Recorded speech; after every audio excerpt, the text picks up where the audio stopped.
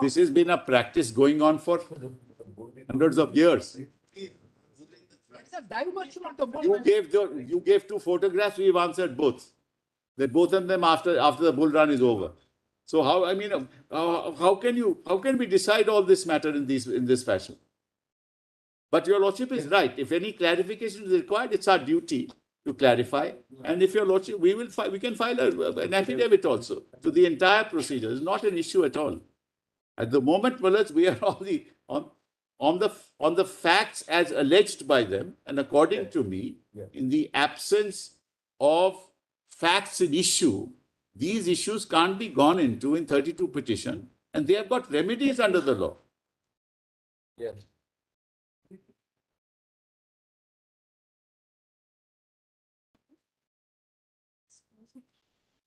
Yes, under Rule 9, Malaj, the participants have to wear an exclusive dress. Just see, Malaj, kindly see. Kindly see page 150. 150. 150. No, I'm just showing this photograph. Photograph. Page 35. Kindly see the photograph at 35. You'll see the dress, Malaj. They're all wearing one dress. Now, this is not in the rules. No, this is in the rule. In this particular thing is in the rules. See, Malaj, they're all wearing yellow. They're all wearing yellow. No, everywhere. Everywhere. The rules require it. Rule 9 requires it. The participant shall be put through check-up by a medical team constituted by the collector. Just before they enter into the arena, the collector shall ensure that every participant wears an exclusive dress for the purpose of identification with necessary identification card. The collector shall ensure... Sibal, the identification, is it for the participants or is it the politician who might have sponsored the t-shirt? You can just have a look at the picture at the back of the t-shirt. No, I'm just saying that. Somebody might be sponsoring. So Mr. Sibal is sponsoring the t-shirts, then Mr. Sibal's photograph will be there. This happens to... I didn't mention. But Malaj, he could not have sponsored the event. That's certain. There are lots of events that are happening all over the country with masks and t-shirts. I hope that they are not sponsored. Some element of sponsorship is all right. I mean, somebody is providing the t-shirt. No, but this is a case. Somebody is providing the, let us say, the water facility or the barricades, all that. So the collector shall strictly ensure that the bulls are not physically abused, but just before it is released into the arena. Further, the nose rope, face rope of the bull should be snapped only by the owner or his representative in the presence of the authorized officials. All the structures in the arena, including barricades, bull collection yard, wherein the bulls might come in contact during the conduct of the event, must not have any sharp protruding ends that might cause injuries to the bulls. Emergency exits to facilitate swift removal of bulls must be provided. Provision for emergency transportation of participants as well as bulls. Yeah. Well, as the nature of the activity is such, that it is very difficult to provide for every eventuality. But by and large, there is a regime change. Well, what is the legal issue that we are considering? Yeah. What we are considering is, in the light of the regime change, can it be argued that because there was a finding in respect of a previous regime, therefore this activity, despite a regime change, cannot be conducted? Under what legal proposition is that? That's the point.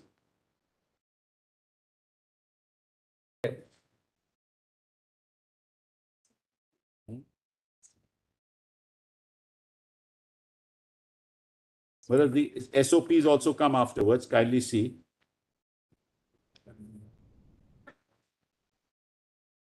One zero. Volume 3, Malaj, 1054. One second. Just Volume 3 of the original compilation. Yes, joint compilation.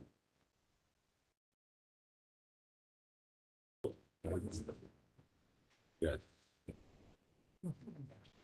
Now, let's kindly see, these are the SOPs issued to the collectors. All district collectors, 6th of January 2021. के वाले नहीं, आज के वाले नहीं, पुराने वाले जो है वो नहीं, joint company.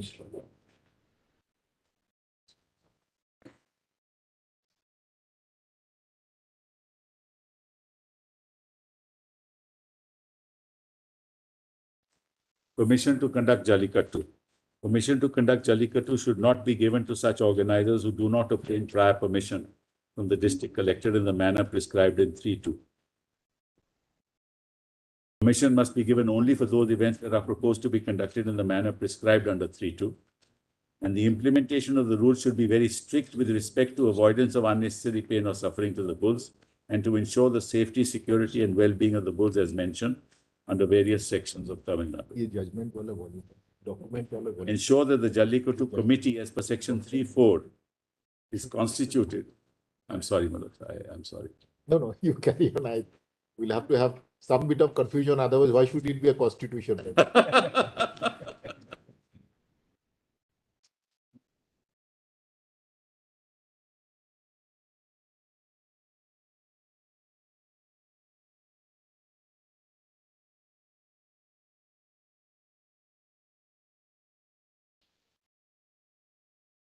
3 is ensure that the Jallikattu committee under section 3.4 is constituted well in advance so that the concerned department officials are aware of their role in the conduct of the event. Standard operating procedure stating the role of every department involved in the conduct of such events approved by the government is appended. Please ensure that the necessary preparatory arrangements are done in the manner prescribed. You may also conduct a stakeholders meeting at page 01052 so as to create awareness. Possible mothers.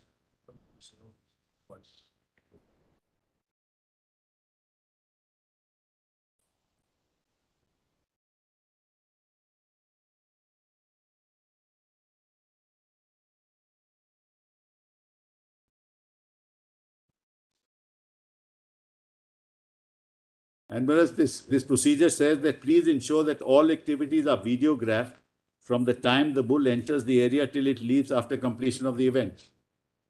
Every part of the activity is videographed under these standard operating procedures. And there is a compliance report that is to be given.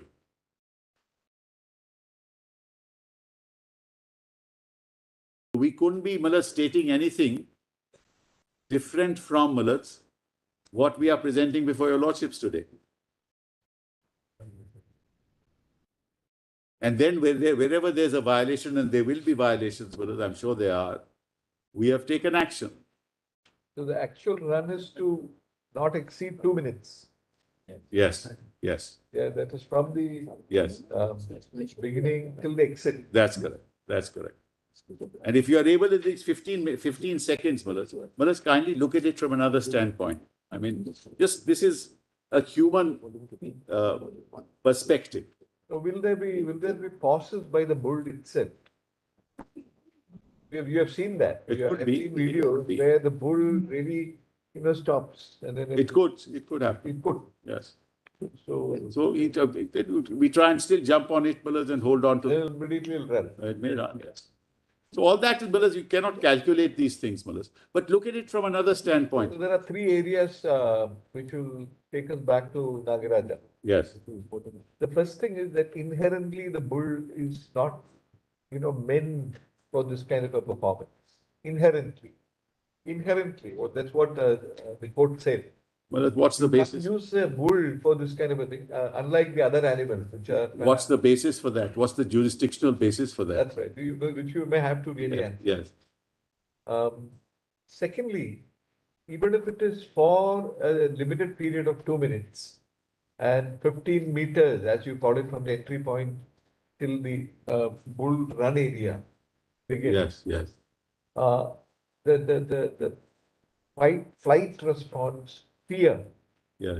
Because we find biologists writing that as far as an animal is concerned, the emotion which it, like all human beings also, dreads the most, fear. Yeah. Can put up with physical pain, we can put up with other emotions. But when fear overwhelms you, Yeah. whatever period of time it might, Yeah. it is the worst kind of pain that you undergo. Right. Putting somebody in fear. The worst things can be done, like in a Right. confession. Right. In a confession, you get Right. so many things. Fear is an emotion which everyone is feeling. Right. So during that 15-minute period, that fear, flight, that Yeah. will be there, which is Yeah. why the boat is going to run out. Right. Somebody is doing something. Right. Now, whether the third thing is the distinction between an essential activity from the perspective of human being and a non-essential activity. This is entertainment. For the entertainment of human beings, should be subject animals for whom we are supposed to have compassion as a constitutional value. Right. Can a state Right. allow, on the basis of its perception of cultural rights, Yeah. which it's yes to establish according to them, Right. to subject this bull? Yeah. And then the argument of Krishnan Venugopal, that how do you select, what is the basis for perpetuating cruelty and then seeking shelter under entry 70, falls foul of 79, 59 SCR, and 97 SCC, those two judgments. You'll have to deal with it. Malaj, I'll deal with the last one first, Malaj. Malaj, what's the basis of saying that this is pure entertainment? Malaj, kindly look at it from a historical perspective. Malaj, the person who is bringing the bull, and it's a very expensive proposition. He eats the bull every day for an event in January. And he does it with great care, compassion. What does he get out of it? Well, many things.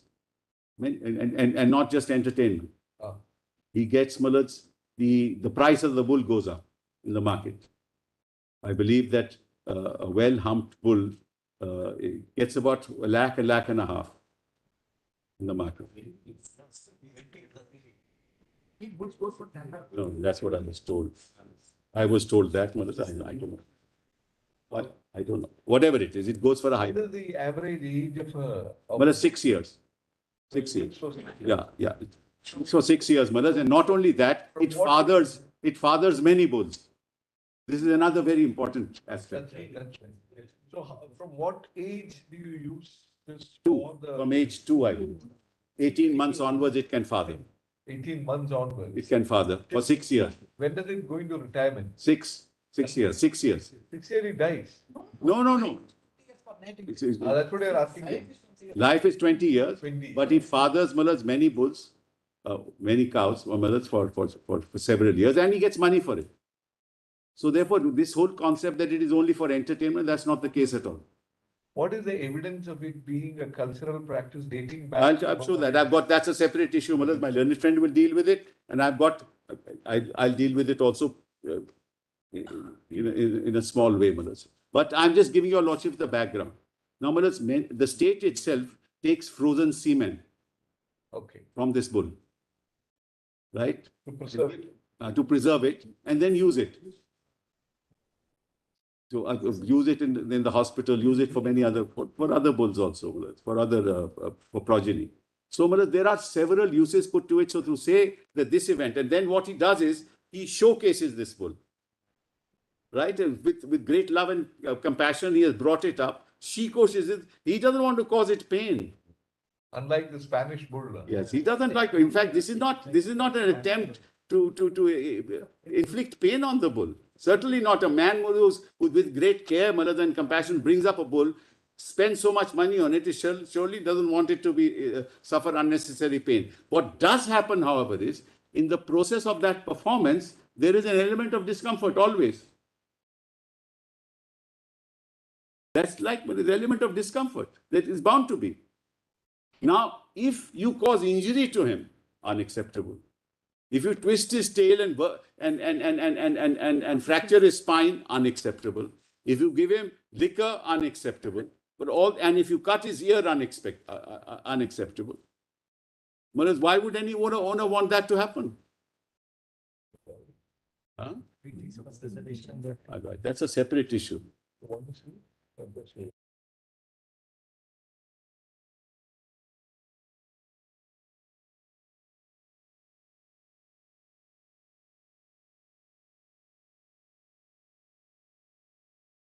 question is whether we should see the video. Video might be beneficial. The video of the other side. We'll have a counter. This is a video of which side? Not all. We have not given any video. I think you search it on YouTube by the court. YouTube will have anything with what they need. It could be old, it could be dated. I don't want to see You don't want to see it. You can get the video. Well, we can't convert Video. a constitution We are bench. not Yeah. looking. We can't convert a constitution bench into an exercise of discovering facts. Manoj. Mr. Sibal, only one thing. Yes, This photographs which are given to us, yes, you said it was given to us a day before yes, and no opportunity to us and all. yes, We find that this volume which you have given to us, volume number 1, yes, volume 1. yes, If you come to page 82, yes. document 82, page 1, you yourself are admitting it and giving your explanation. That's right, because we got it in 15, worked overnight and said, you please respond to it. I told them that tomorrow somebody may rely on something, at least you must respond, which is why we discovered. My lord asked us the question, showed those two photographs, we had responses for it. Your admission. I'm sorry? You are coming with an explanation, but you are not disputing the photographs which in compilation. No, I am disputing the conclusion, Mullah, that has been arrived That's at. correct. That's what I am disputing. You might dispute the conclusion, but you're not disputing the photographs in compilation. Mullah, that's not the Correctness of point. photograph. I am not disputing the fact that there are some photographs of previous events, which I am disputing. But there are some photographs of contemporaneous events, which I am saying this is not the correct picture and the conclusion is wrong. Certification by all the Animal Husbandry Department of Coimbatore, all the places. And they have given their explanation. Side by side. We've done it for your lordship so that your lordship should not say that, look, you had it, you had given no explanation, why didn't you give the explanation? So we give an explanation to each photograph and we can give, Manoj, there's no issue on that. We don't want to hide anything. But the disputed question of fact remains, Manoj. The way they want to present it is not what is. That Only one thing, when you give an explanation, so obviously the department, whoever is monitoring, they're able to identify the event, the enemy, yes. and have given an explanation. Yes. So to that extent that these photographs are post-amendment events. No. Some of them are not. No, that specific you may have some Yes. issues about, some are not. Yeah. But so far as the, say, 1 to 18, 25, Yes. all these are of post, Whatever it is, Manoj, but you with all cannot- the protections that you say Yeah. are in place. Yeah, for example, they say that we are poking something. We're not poking anything, Malaj. There is a sickle through which the rope is cut, and only the owner is allowed to cut the rope, Malaj. So we are saying that your explanation is completely wrong. But question is, how do you decide all this? Yeah. And many of the pictures are actually false, Malaj, not right. Malaj, they on one say the bull has died there. We have evidence to fact that the bull never died there at the event. So, Malaj, all that is all collated now. Question is, Malaj, you can't on a 15th of November put in these photographs and expect the court to come to a conclusion of fact. Yeah.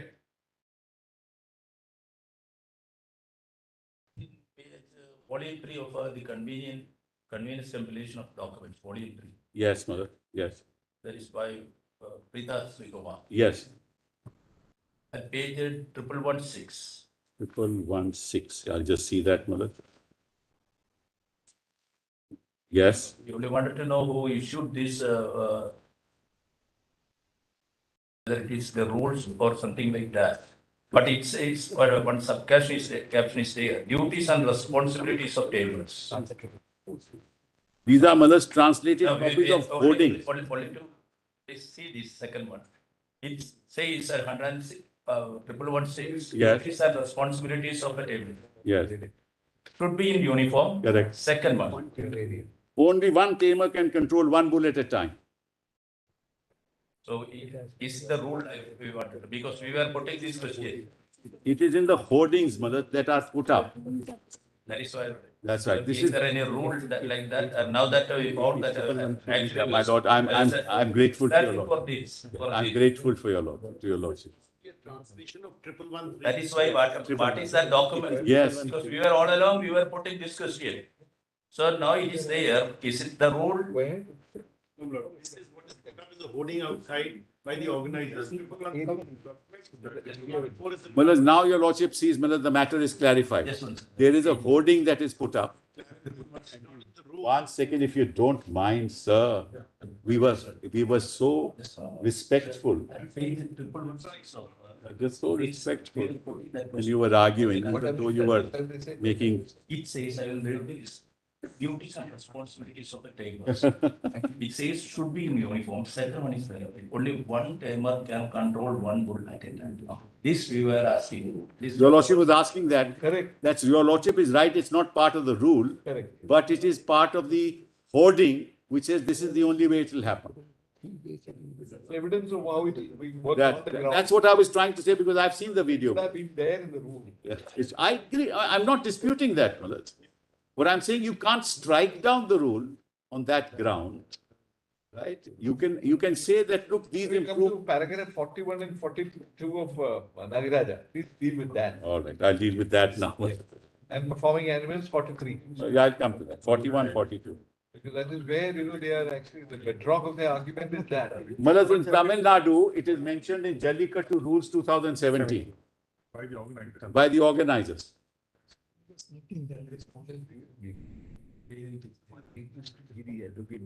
That's how it is conducted, Millet. This is the responsibility of the organizer. Square meter within, it can be any shape. That's correct. That's correct. Now, your lordship asked me to deal with 41, 42 of the Nagaraj. Well, let's, if your lordships don't mind.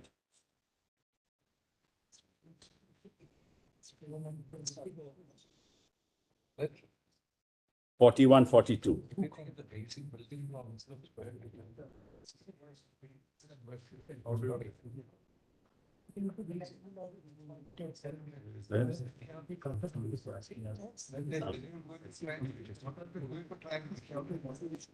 Government envelope is also there. Malad, district collector is issuing these guidelines. The organizing committee. Outside of the rules strictly. Malad, I am not, your lordship asked me the question. I said the practice on the ground is that. Your lordship is right. This should be incorporated in the rules. No issue on that. We'll do that. There's no issue on that. But I just wanted to clarify the reality on the ground. Now we come to paragraph 42, 43. Let's see 42, 43. Section 3 and 11 has already, Necessity and, yes, already therefore conferred no right on the organizers of bullock cart race, but only duties, responsibilities, but confer corresponding rights on animals. What's the basis of that conclusion, Millet? That's what I told your lordships at the beginning. Every duty doesn't have a corresponding right or a concomitant right. This is the basic flaw in the judgment. Section so and so, and other related provisions have to be understood and read along with 51G, which cast fundamental duties on every citizen to have compassion for living creatures. Parliament, by incorporating 51AG, has again reiterated and re-emphasized the fundamental duties on human beings towards every living. we have to jurisprudentially, we have to deal with this sentence. Yes. But correspondingly, but confer correspondingly Yeah. rights on animals. That's correct. Now, what is your stand on that? Well, No rights. you can only get a right under a statute or under the Constitution. That right has neither been conferred by statute or under the Constitution. So how do you find a right outside of that? Is it your case that there has to be a express will of the sovereign Yes. to confer right on whether animate or inanimate object? Because deities under the Hindu law also are given rights. Your lordship is right. Malaj, in fact, Child in womb, natural rights. natural rights. Natural rights are outside the Constitution now, Malaj. In fact, right to life, even if the protection were not there, I have a right to life. So, Malaj, that's true. But those are not conferred on animals. Animals are protection because they actually. Basic thing is there now, right is a creation of legislature. Yes. By and large, rights is the creation of legislature, unless you say somebody has a natural right. What is that natural right for a domestic animal is to protect him. and to ensure that it doesn't suffer from unnecessary pain and There the argument is, the locus standi, the concept of locus standi has been expanded remarkably under our concept. right. Now, the animal obviously cannot come to court. Of course not. If an interest, because what is a right in law, it is actually an interest which is protected by a sanction, Correct. punishment. Correct. That's what Salmon Correct. say. Now, in that sense, when you say that, for example, you shall not kick an animal, the animal is a living being. You take a juristic personality like a company. Right. It can be the subject matter of a legal right, Right. like a natural person. Right. Rights can be conferred on a juristic person. Right. But you have to begin and end with the question, ultimately, whether animals have personhood. Well, let me answer that question immediately. One more thing, and then I'm done. In Europe, in particular in England, now the huge debate is raging. Because there, unfortunately or unfortunately, going by their historical sort of etiology, they actually treat animals as things. They call it as things. One development which took place was a police dog was murdered or killed. So that immediately they took it up, animal rights activists took it up, and then they have a debate now going that in keeping with the services rendered by a police dog, they should be treated much better. And from inanimate things, they are being now slowly being recognized as sentient beings, capable of, like you very fairly said at the very beginning. So if they are sentient beings, we are dealing with a completely new area of law. Correct. So how do we approach it? And I tell say you that- so we simply say they don't have No, any no. rights. Well, as I said right at the beginning, they are sentient beings, and because they are domesticated, we have taken them as those who serve us in some way or the other. That's right. It is our duty to protect them.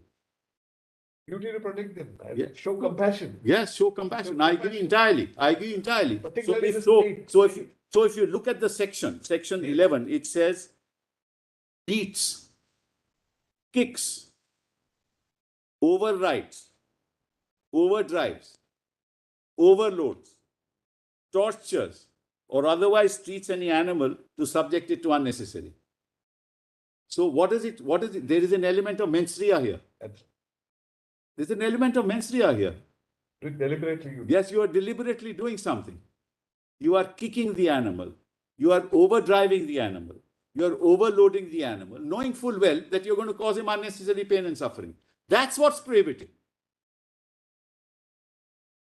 So That used to happen. That used to happen. That in used to Nagaraja. happen. That used to happen, Maharaj. And therefore, we have a symbiotic relationship with nature. It is our duty to protect nature. Nature in all its forms. You can't cut trees just like that. So therefore, I don't think any state can argue that we need not ensure the full protection of sentient beings, but to the extent they are used for human purposes, we must treat them with compassion and ensure that whatever we do doesn't cause them unnecessary pain and suffering. Therefore, I said in my beginning, Millets, the key here is unnecessary. I get a bull. Grover argued that every animal is entitled to dignity. Dignity in what sense, Millets? See, the Compassion. dignity conceived, according to him and to the others, is, that life is finite. Life as we understand. We have other religious, spiritual understanding of how life is being eternal. But as we know it, life is finite, A to B, point A to B. Correct. As long as you are alive, Yeah. in whatever form you are alive in this world, you are entitled to be treated with dignity, in the sense free from all kinds of physical pain. Not limited to physical pain, however, but also mental pain, fear, that you don't, infuse an animal because it is an animal, because you have the feeling that it is subordinate to the human being. we can do anything with them. That we don't say, okay, we'll use them as a plaything, a toy. Not mindful of its healing, what it goes through. This is, it's not exactly compassion. Well, let's put it this way. If the law said, or if your lordships were to hold, that no human being who has domesticated an animal can inflict any form of pain on him, let's assume that your lordships were to hold that, then no activity can take place with domesticated animals. Yeah. Because per se, every activity of a It's human unnecessary being. pain. That's the point. Yes, of course, we must have compassion. But Malas, you keep a dog, Malas, on a leash for 18 hours a day. Temperature difference. Yes. What happens? What happens? But you do keep a dog on a leash, Malas. In fact, now you have dogs who sit at home while the woman goes to work, Malas. I mean, I'm talking about Europe and the US. And they are all alone. It causes pain. It causes pain. But the question is, Malas, that we are now living in a world, as I said, Malas, the moment you domesticate an animal, you've caused him pain. Your theory of domesticating animals, does it apply to men and women also? They are by nature domesticated. Men are by nature domesticated. And by nature, they occasionally cause pain. Occasionally cause. This doctrine of, necessity, Yeah. or rather non-essential activity, Yes. which is again understood as entertainment, because ultimately it boils down to entertaining. A lot of people are entertained. This is not entertainment according to me, and I'll demonstrate that to your lordship. Not entertainment. No, it is to demonstrate. Why are it is- people it is to gathering demonstrate the vigor of your bull. It is to demonstrate how well you have brought him up. It is to demonstrate how strong he is. But in the process, the people who constitute the audience, the emotion that they experience is entertainment. I They don't feel know. better. Well, I go it's through, a- it's a- I it's- come back with a it's- feeling that I feel better, It's- euphoric. No, it's not entertainment per se, Malat. It's not entertainment per se. It's not an event only for entertainment. You're just jotting down your argument, not entertainment It is not entertainment per se. per se. According to you, it's a byproduct. It's a byproduct.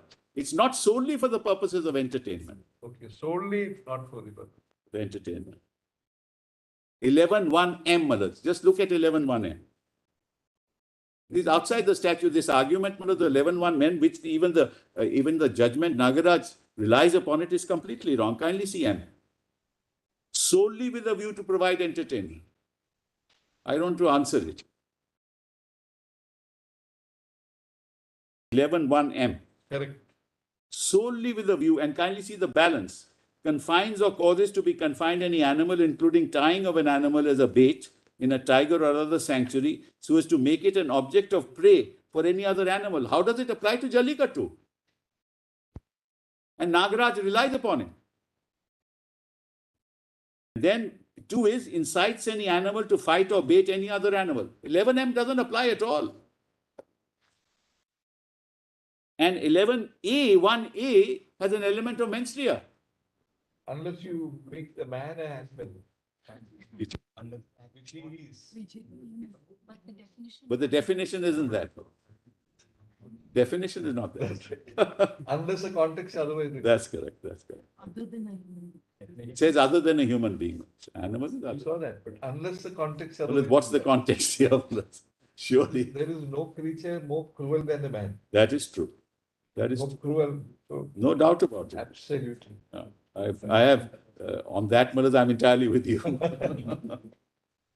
Right. So, Malas, therefore, neither 11.1A nor 11.1M applies in this case. For the reasons, 2 reasons. One, there is no mens rea involved in this. I don't take him to the arena to inflict pain on him, or to kick him, or to override him. Right? And secondly, Malas, 11M doesn't apply at all. Yeah. Now your lordship talked about necessity. Uh, Sorry. it's interconnected. There's a finding in Nagaraj that bulls are not animals which are by nature have this sporting inclination, unlike horse. I don't think horses by nature a sporting inclination. They can run. The physiology is such that that is the finding. They are performing animals. And bulls, the physiology is such that they find it difficult to participate in this running activity. What's the basis of that finding, Willis? What's Yes. the basis of that? There's no basis for that finding. It's just a finding. So there is reference to some text. Sorry. No, Malaj. In fact, on the contrary, Malaj, let me give you another aspect to your lordships. Malaj, many of these bulls, Malaj, are part of a domestic breed. And what is happening because of globalization, there's a lot of cross-fertilization. The domestic bull, Malaj, when it mates with a cow, the domestic cow produces 1 or 2 or 3 or 4 kilos of milk. In fact, I read somewhere all the Brazil cattle went from breed In India, from India. Brazil cattle was exported from India. Yes. Yes, correct, Malaj. We are the biggest exporters, Malaj, of that product now. So, Malaj, what is happening is the Jersey cow is giving 10 kilos, 12 kilos, 14 kilos. So the bulls are now don't have the kind of economic value for the farmer. So if you don't allow the domestic bull to actually retain its genetic character, Malaj, you will lose the domestic bull. So I think Indian bulls are the only ones who have humps. Indian bulls have large humps and the others European, don't. so Yes, European- and not only that, they are immune from disease. So, Malaj, what the other problem that we are facing in the country, that we must encourage the domestic bull to survive. Because the time will come that if you don't allow it to survive, it'll all be taken over by globalization, and you will have the other breed, Malaj, and they are susceptible to all kinds of diseases. And sometimes, your lordships, you know that you have to cull, chickens in thousands and thousands because they can't, they're not immune from disease. Darwin's. So the other problem is that, Malaj. So one of the reasons why this is encouraged, why Jallikattu is encouraged, it's a private activity. One of the reasons it's encouraged is to ensure that the domestic breed survives. So therefore, when you talk about entertainment, it's not entertainment. There's a societal purpose behind it. No question of solely on entertainment. No question of unnecessary pain. Other question is for orientation of our approach. Yes. Globally, we are finding over a period of time involvement of animals in performance activities That's right. are being discouraged. That's correct. Now, of course, we'll have to go by law, but as we are in a constitution bench dealing with rights, how do you I'll respond find to that. approach with Yeah. whether it should be compatible with No, Malaj, I think that ultimately the court will move towards a regime that allows for as little pain as possible, unnecessary pain as possible. You'll have to move it towards that regime. I mean, it's not come yet. But Malaj, let me answer the question directly. When you have a circus, Malaj, it's purely for entertainment.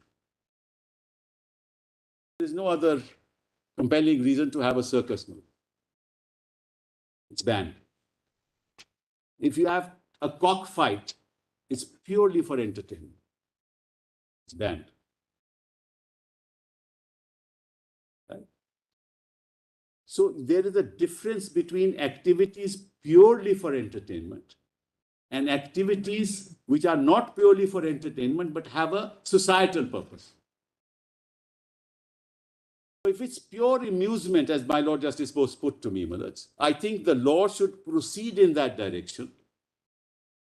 Monkeys, Malaj, coming to the home, they've stopped coming. I'm glad they have. There is a lot of monkeys around, Malaj, that perform in any case. They are freely, voluntarily. Voluntarily perform, Malaj.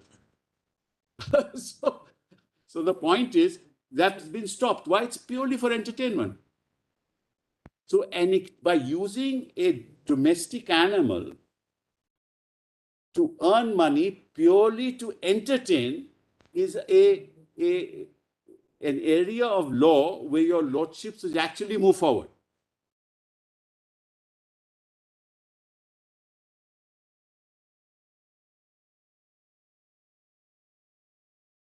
If you come to this, the way you've amended section 3, Yes, it says you don't have to take it here, that's putting it to you. yes. The conduct of Jallikattu with a view Ah, to follow and promote tradition and culture that's correct. and ensure preservation of the native breeds of Correct. birds, Correct. as also safety, security, and well-being. Correct. No, it is, and one thing to read this said section, Yes. if it were to just end with the conduct of Jallikattu, Yes.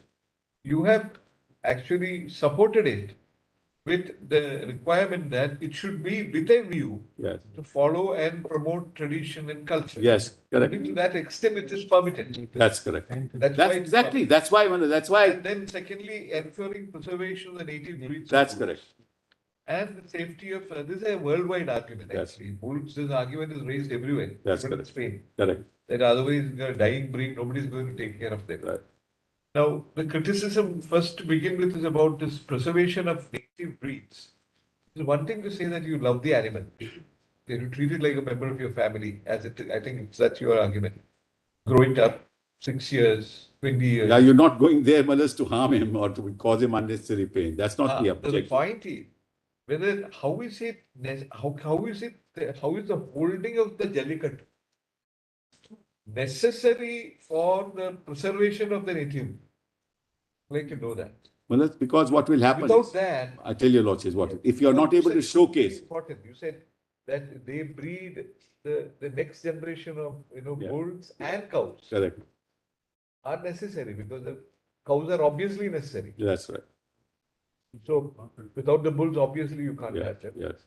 So that way they are necessary. Correct. For what? For the native breeds? Why of bulls itself? What is the need to have these bulls without this To Jallikattu? showcase, Huh? to showcase, Malas, that what the kind of bull you have, what you have done with it, how strong it is. This is to tell the world that, this is the bull you should mate. You should have your cow mate with.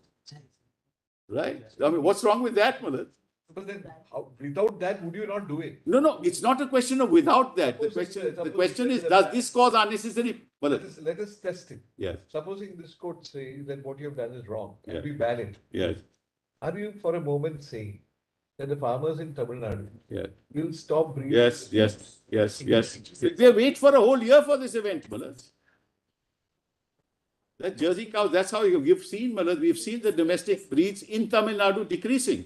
And this trend, then They'll be follow- disheartened, yes. Follow tradition and culture. Malas, it's, Tradition and culture. yes, What is the material on the basis? I've got that. One argument is you have not established. I've got that, Malas. I've got that material. I showed to your lordships presently. But apart from that, Malas, he gets a great, my Lord Justice Roy mentioned the other day, Malas. He wants to impress a lot of people, Malas, while he gets on to the bull, Malas. And also the Empress of Blendings, the PG Wood houses. That's correct. Wants to have the fattest pig in the. Absolutely. So, Malas, therefore, to say that what will happen is ultimately, Malas, he will say, look, what's the value? I can't showcase my bull. I can't go and tell the people what I have done with the bull. I can't get a good price for it. Why would I keep it? Just let it go. And why do you say it is for their safety? That is something which we find a contradiction in terms. You end by saying you have put on everything, all your eggs in one basket. You've said, and also their safety, security, and well-being. Who told the Tamil Nadu government that the bulls feel safe when Jallikattu is held? No. To ensure that in Jallikattu, we must make sure for their safety and well-being. That's right. Yes. Therefore, why in the performance in that particular event, in the conduct of that event, they must be The sentence reads, the conduct of Jallikattu with a view. with a view Yes. to, what do you call it, to ensure, the sentence should read, to ensure their safety, Security and well-being with a view to follow it, with a view to promote ensure tradition. their That's how it should safety, be. well-being and security. How do you say that by holding Jallikattu, you will be ensuring their safety, security and well-being, at least for the temporary period when the Jallikattu is held, their safety is at stake. No, it's not, Malad. That's the whole point. Their safety is not at stake, Malad. Their safety is ensured. Malad, if the event is conducted in the fashion that we are conducting it in, the whole purpose is to make sure that they are safe. Why would I, Malad, who have taken care of this animal for 4 years, 5 years, 6 years, go there to ensure that he's unsafe? I would not want to do that. But the state's responsibility is to make sure that in that event, everybody is safe, including the bull. That's the purpose.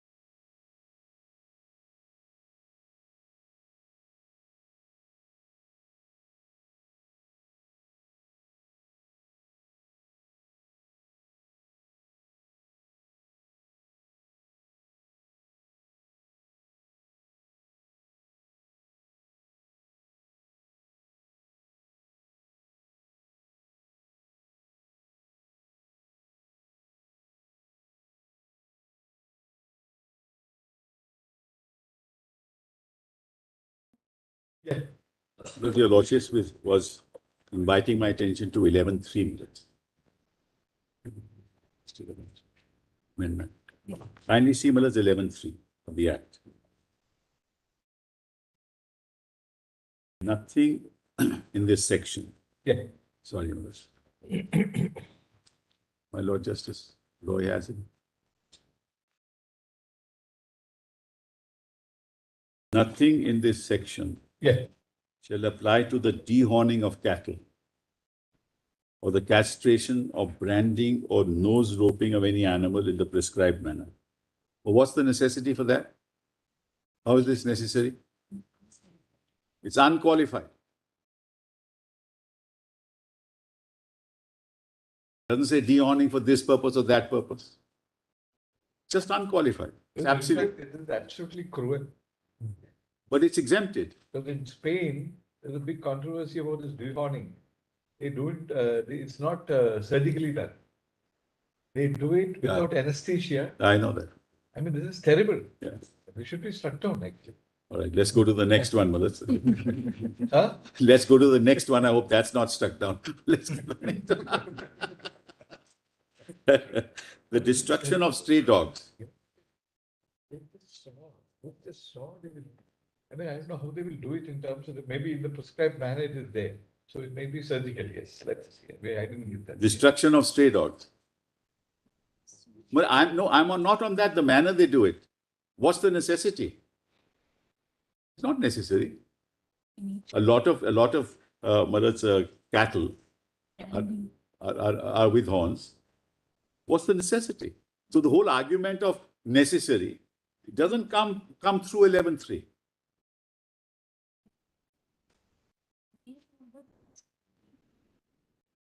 Destruction of stray dogs in lethal chambers or by such other methods as may be prescribed. Extermination or destruction of any animal under the authority of any law for the time being in force, or on any matter dealt with in Chapter 4, and Chapter 4 deals with Miller's cruelty, experimentation and other things.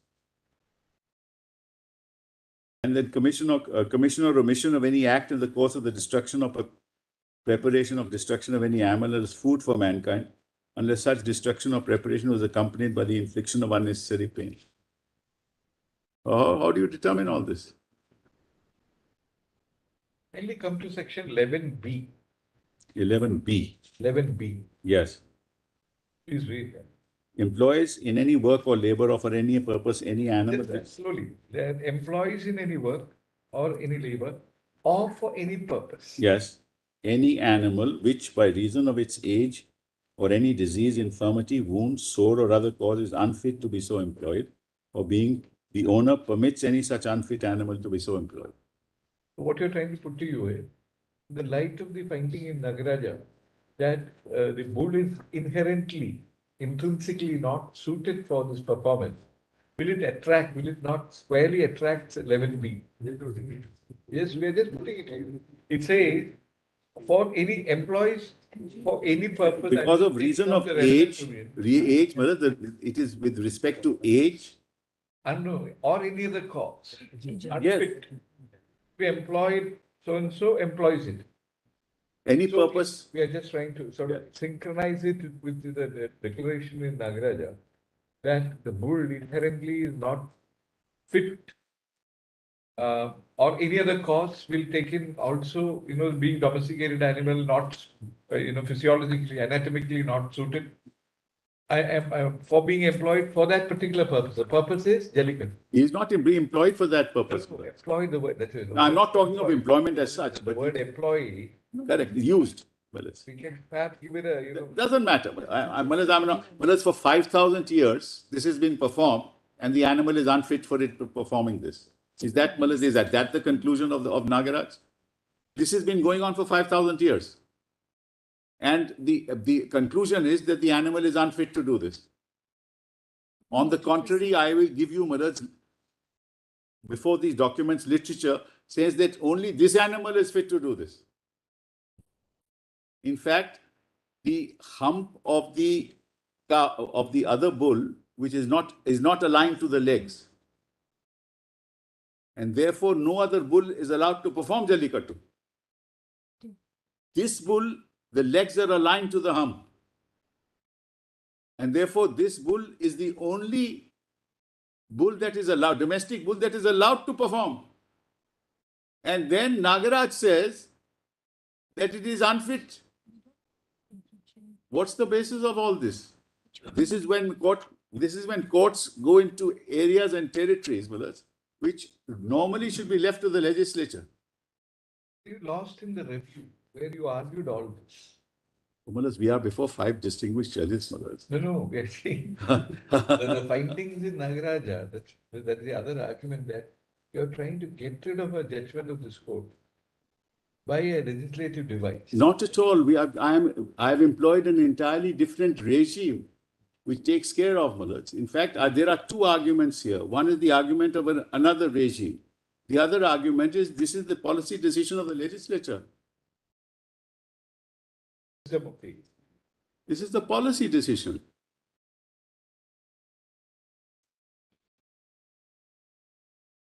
And basically, Nagaraj proceeded on the assumption of repugnancy. That was the underlying basis on which Miller's Nagajar was rendered. That basis is completely gone now because of the assent of the president. So what are you left with? Article 21 and Article 14. No, there's an argument of Sham when he says he takes a conduit of the human agency, namely human beings are being killed. That's the other argument you have to meet. No, but that's a private event, Malaj. It's like in boxing, human beings are being killed. In all, several sports can kill. Malaj, your lordships will remember, there one West Indian cricketer, Malaj, at the time when there were no helmets, he died. Nani contractor was hit, Malaj, on the head. I remember. Malaj, Vinay Lamba. Vinay Lamba. Rugby is a very Rugby is a very dangerous sport. You have American football, of course, now they wear helmets. So there are any number of sports, Malaj. So when you are a participant, you are going there for the purposes of showing that you can actually control the bull or get onto the hump and embrace it for 15 seconds. You take that risk. Unsuspecting, uninformed or ill-informed or misinformed or less informed adults who may constitute the audience. Is it the part of the duty of the state? Because the primary duty is to uphold life. No, correct. But this is not a risk to life. Are you not? This is an accident. This is not a risk to life. I mean, in the course of 5,000 years, I don't know how many people may have died, but in the last 5-7 years, at least I don't have too much evidence, Malaj, at least official evidence with me. But be that as it may, Malaj, this is something that I decide to do voluntarily, participate in voluntarily. I take the risk for that. A lot of people, Malaj, go up the Himalayas, go up to Mount Everest. What's the duty of the state to tell them you can't, you may die on the way? Why do you criminalize suicide? Attempt to commit, not suicide, attempt to commit suicide. I'm sorry, Malaj? Why does the law attempt, But this is not an attempt to commit suicide, Malaj. We are just giving you the example. Yeah. To illustrate the point that the state has a stake. I agree. But should the state say don't climb Mount Everest or K2? Because there's an element of risk and I have a duty. Parents, patria, some duty that you must make sure that I am taking care of your life. So don't go to that adventure. There are people, Malaj, who go and cross, Malaj, go across buildings, Malaj, on one rope. Just walking on that rope, your lordship sees Grand Canyon. Go across, you take. That's a risk you take. And here the state is providing, Malaj, all kinds of facilities and safety measures. On the contrary, that's why your lordships read that part of the section, Malaj, of the amendment which talks about safety.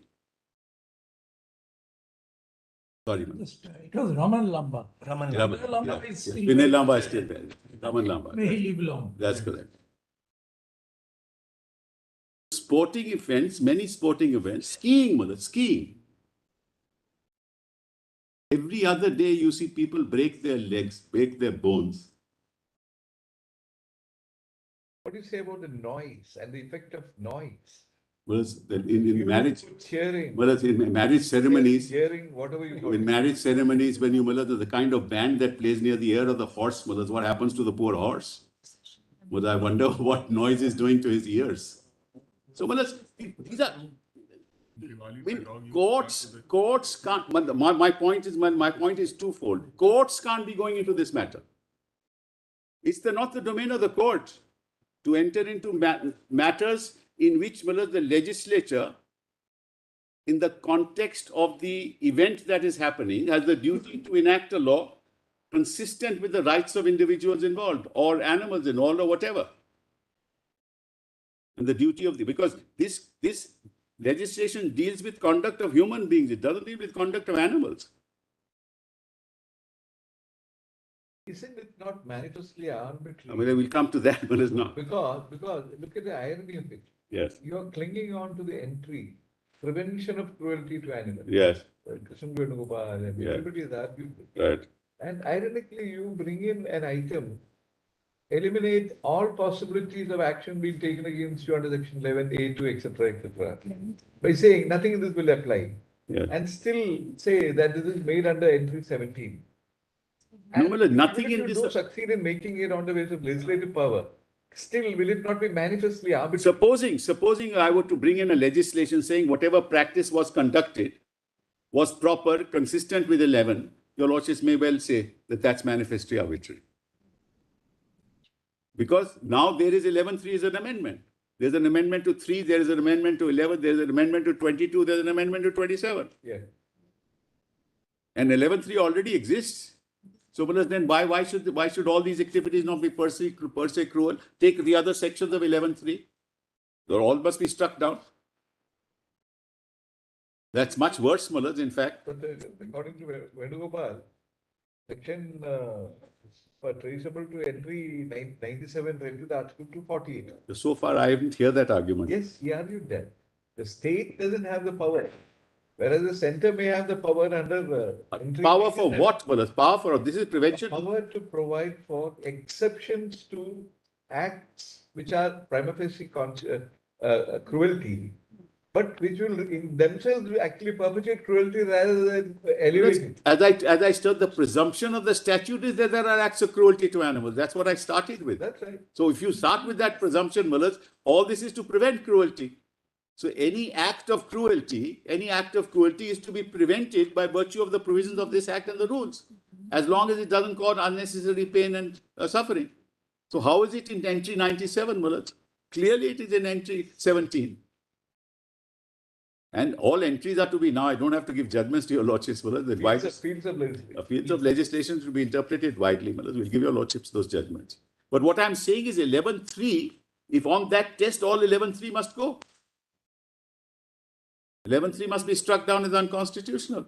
There's no necessity for all this. Yeah.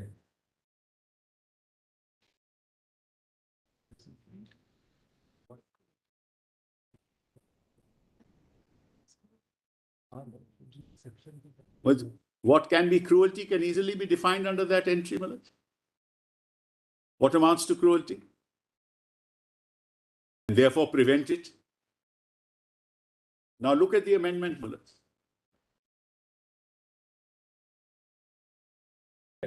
But all Mullahs clauses of 11.3 are absolute. There are no conditionalities attached to them. Just look at 11.3.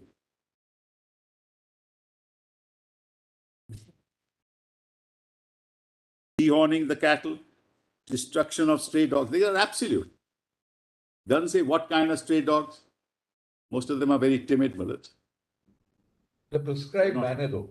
But that prescribed manner is a prescribed manner, but the entry is Mullahs that.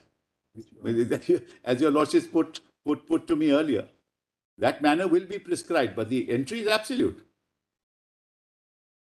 Now see, Mullahs, there are no conditions to it. Now see our entry. The conduct of Jallikattu with a view to follow and promote tradition and culture and ensure preservation of native breeds of bulls, as also their safety, security, and well-being. In the absence of their safety, security, and well-being, this will not be good law. It will not be an exception to 11.1. Unless there is safety provided, unless there is security provided, unless it is for the well-being of the animal, or you have measures for the well-being of the animal. Kindly, in that context, read para 53 of Nagaraja. All right. I wanted to read many others, but I see 53. Yes, volume 3. 53 and there also the attempt was to uphold it on the ground of culture and tradition. Kindly see 53, Madam. Yeah. Let's see that, 53. Statement of objects and reasons of ENRJ refers to ancient culture and tradition and does not state that it has any religious significance. Even the ancient culture and tradition do not support the conduct of Jallikattu as bullock cart in the form in which they are being. See, again, in the form in which they are being conducted. Welfare and well-being of the bull in Tamil culture and tradition, they do not approve the infliction of any pain or suffering on the bulls. On the other hand, Tamil tradition and culture are to worship the bull, and the bull is always considered as the vehicle of Lord Shiva. Yeah.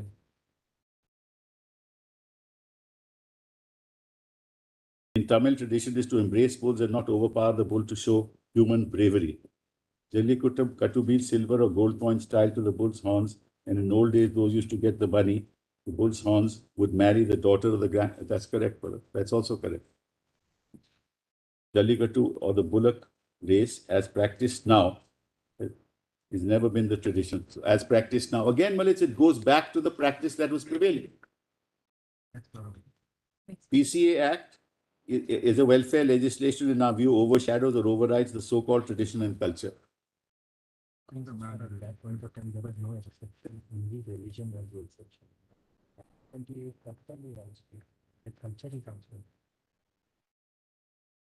Jallikattu at bullock cart races, the manner in which they are conducted have no support of Tamil tradition. This is completely wrong.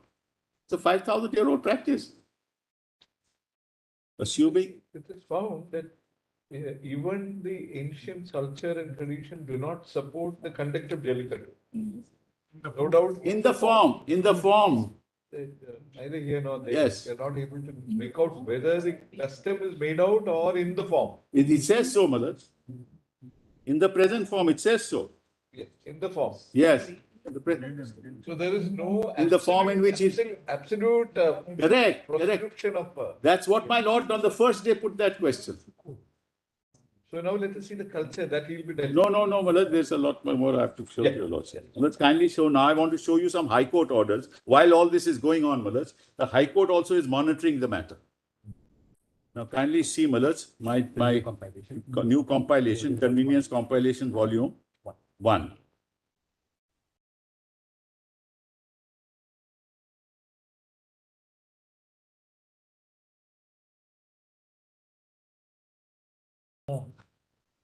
That's a second convenience.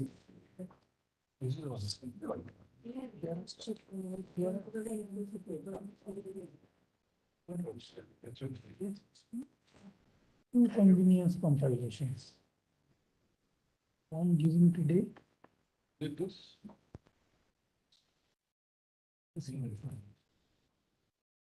Which page? Page 40, Malaj, or Volume 1. No, Volume 2. Why do you say that? Volume 1. Page 40. Yeah. Now kindly see, Malaj, this is an order of the court. And in respect of Avanyapuram. Now kindly see page 42, prayer in the writ petition.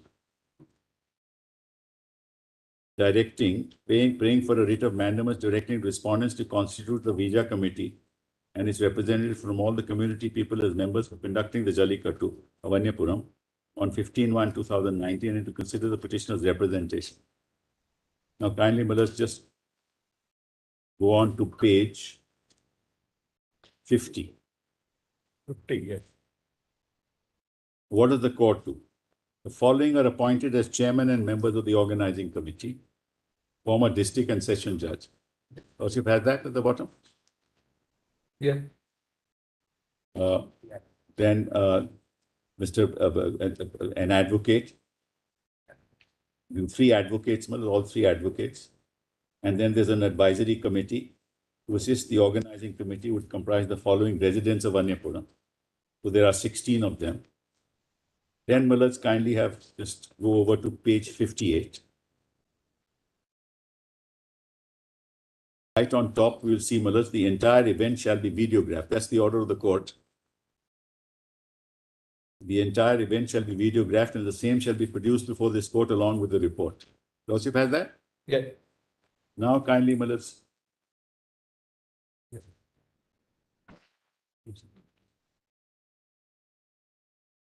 Now kindly see at page 63. Yeah. The advocate, right on top, the advocate commissioners, after conducting Jallikattu, filed a comprehensive report before the court. The district collector and the commissioner of police also filed individual reports indicating that Jallikattu was conducted in an orderly manner without any room for complaint.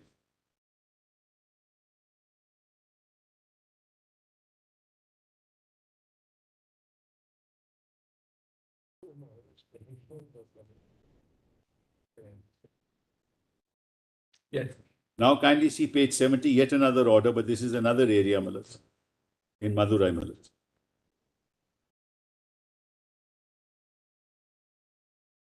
At page 70, it starts at 69. And at page 72, Mullahs, a committee is appointed,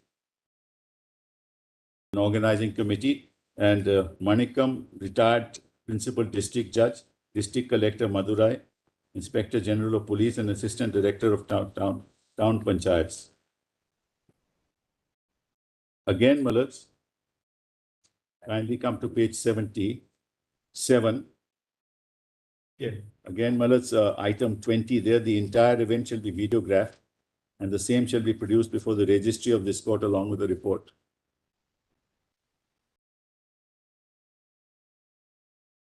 Mullahs, there's another one at starting page 84.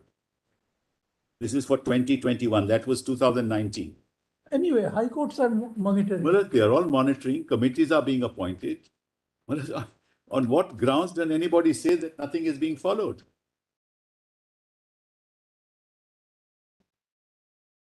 Yeah.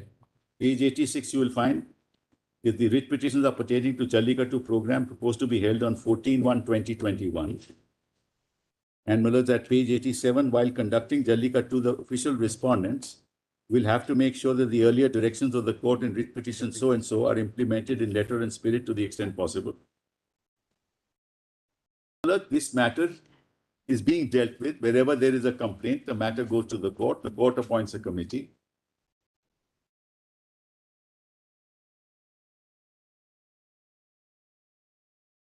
Now, let's kindly come to our argument. Yes. Now, see, Malad, there is an order of the Madras High Court, page 57 of volume of written submission. of our written submissions, Malad, in writ petition 23 of 2016.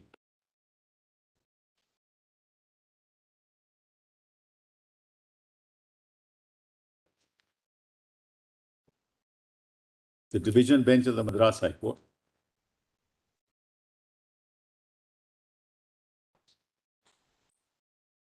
Yeah.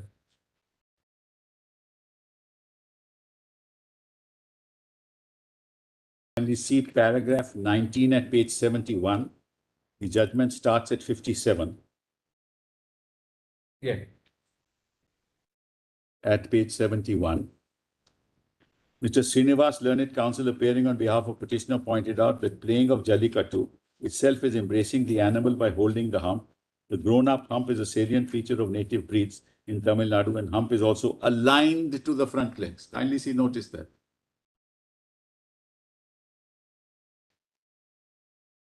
Yeah. But I must just as an aside, Malad, I am told, Malad, that in 80% of the cases, the bull goes through, Malad, nobody can touch him.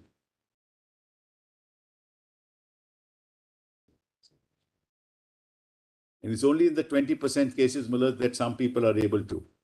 And Malad, whoever gets onto the bull first, everybody backs off. only one person is permitted. No, what happens is people rush, two or three people rush, only one person gets onto the bull and everybody goes. He wins. Yes, Something like that. yes. And if he's thrown off, the bull goes away, then nobody can touch him. Sometimes, the person is thrown off the bull and then the bull stands there and nobody goes near him. The bull wins. One person, according to your version, is permitted. No, one person gets onto the bull. Kindly see, there is a team of 15, 20 wearing the same clothes, as I told your lordships. No, but you say that in that 15-meter. Yes, one person gets on, nobody then goes on to the bull. Yeah, everybody goes back. There is a lack of clarity. We should have clarity. We understand what, according to your version, that there is an entry point where the boat comes from the holding area, as you call it. Some area is there. Right. Then it enters into that. Vadivas. So there, one person is allowed during when the There are 14, 15 people there. Batch of people are there. Huh? A batch of people are there belonging to a team who wear the same clothes. That's provided by prescription. There's a committee they are wearing the same clothes. So where do you get all this? It's there. The rule says so. I just showed to your lordship. The rule said so. That's it. So therefore, more than what you said earlier in the. No, not more than one gets onto the bull. That's all I'm saying. Holding is only one person. Nobody gets onto the bull. 3 people don't climb onto the bull. They will not even attempt. But the bull will be surrounded immediately by 14 to 15%. They will be there, The bull will go in, then one person will attempt. If he fails, the other will attempt. If he fails, if somebody gets on, there's no issue. So during that 1 minute run, we take it. Yes. Because the next stretch is 100 meters. That's when he goes off, Nobody is there. Then nobody is there. Then nobody is there, we know that. Yes. You're saying that at short stretch, the intensity of the sort of apprehension, the fear that is generated in the bull. There is no fear. 80% there is no fear. What remains is that. Whereas 80% of the time, nobody can get onto the bull. There's no fear of the bull. The bull is not fearing anybody.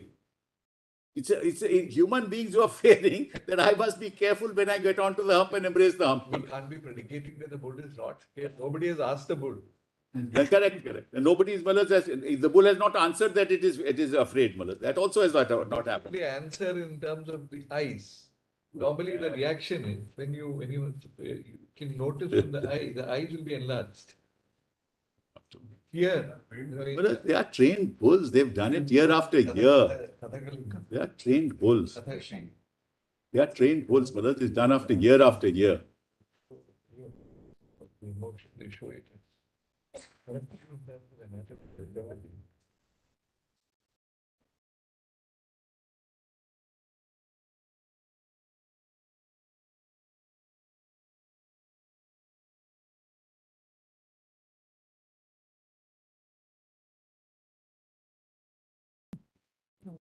Like running behind a bus. Yeah. Then, photograph page 71, Page 71. Quite frankly, there is no pleasure without pain. You start, you are born, and from the day of your birth, pain and pleasure come together. The masochistic approach. It's true. No, That is psychologically a masochistic approach that we enjoy pain. No, Some people enjoy pain. No, The state of pain brings actually joy. it is part of life. To an extent, it is like Joy, inseparable from human pain and joy is part of life. We can't do away with it. Inseparable. Inseparable. That's right. Inseparable. Unnecessary pain is what they act. That's precisely my argument, Manoj. That is precisely my argument. Pain by animal is Nagaraj. Nagaraj says because this is not consistent with the well-being of the animal, therefore it's bad. No, Nagaraj says it's all intertwined with non-essential activities. No. See, says it is violative of 3.1a. 3.1a is nothing to do with unnecessary pain. First part of 3.1a is the well-being of the animal. It says this practice is inconsistent with the well-being of the animal, therefore violative of 3.1a. The next part, and does not cause unnecessary pain and suffering. That's the second part. He holds that also to be. He says both. Whereas well-being of the animal is not part of. That's not a condition precedent for determining the violation of the statute. I'll come to that. Yeah. Then page 71, paragraph 20, photographs of native. 1 minute. In your volume 1. Yes. No, Malad, this written submissions. I'm sorry, Malad, written submissions. The judgment starts at page 57.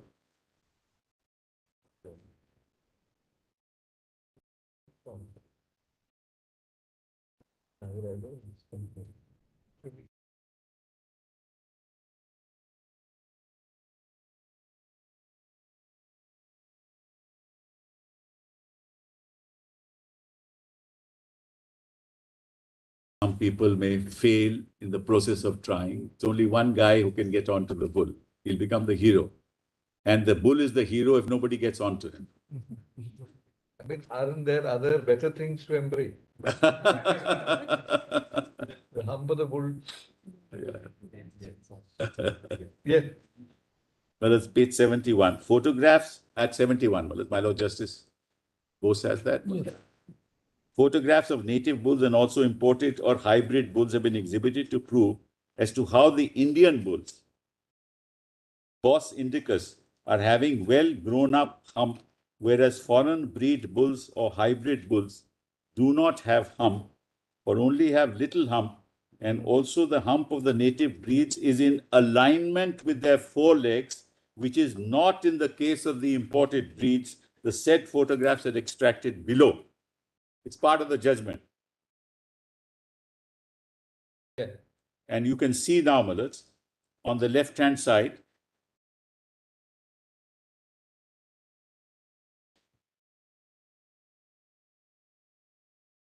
you see the photograph from the right-hand side, you will see hump is in line with the forelegs.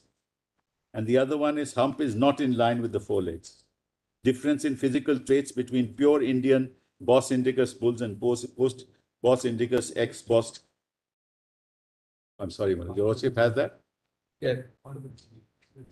You're referring to which? My Lord Justice Astogi has You're referring to. my written submissions. Okay, that's another. The judgment starts at page 57. I was referring to page 71.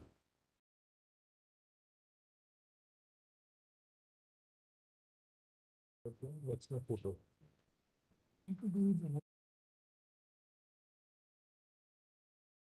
19 and 20 at page 71.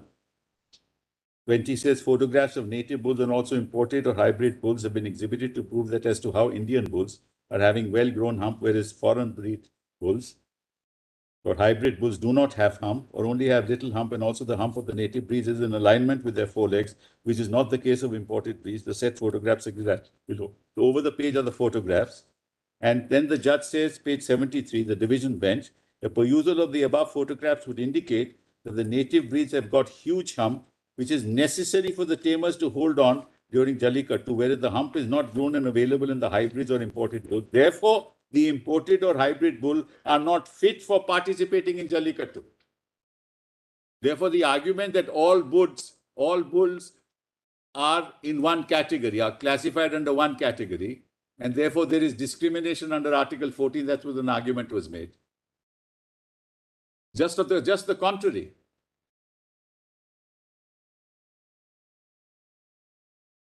Indian bulls, domestic Indian bulls, a breed, is a class apart. Its forelegs are aligned to the hump, and the practice of 5,000 years, mothers. How does Nagaraj say that they are unfit to perform this? That's why this is dangerous territory. This is territory which the legislature must look at, not for the court. Yeah. And Malaj, in Nagaraj, what really happened? The notification of the Ministry of Environment and Forests, which banned this activity, as it was being practiced was upheld. At that time, 3, 11, 22, 27, and 28, because now we have 28A, were not amended. And the court said, this is beyond the legislative, this is repugnant to the powers of parliament.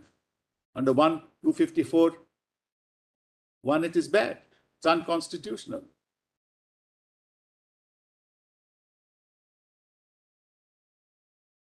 So the whole thing was tested against the provisions of the act that was then prevailing. The act has changed, the amendments have come in. How do you say, Malat, that Nagaraja applies to every situation? Where the whole regime has changed, the act has been amended, and now, Malat, there is no question of legislative competence. Yeah.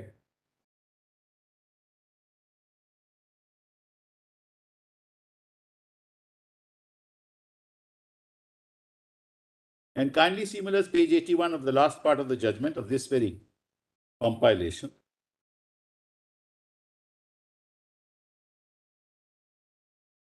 The written summations, Malat, that I was giving. In view of the above, it is clear that the Amendment Act and the rules speak about only native bull, and the Amendment Act is intended only to preserve and to ensure the survival and continuance of native breeds of bulls.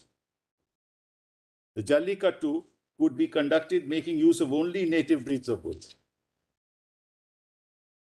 Over the page at page 82, no other bulls other than native bulls can participate in Jallikattu. There's an inbuilt prohibition under the Act to use other breeds, including imported hybrid cross variety bulls, to use it in Jallikattu by employment of the adjective native. In view of the above prohibition, no owner or authority can allow other bulls except native bulls to participate.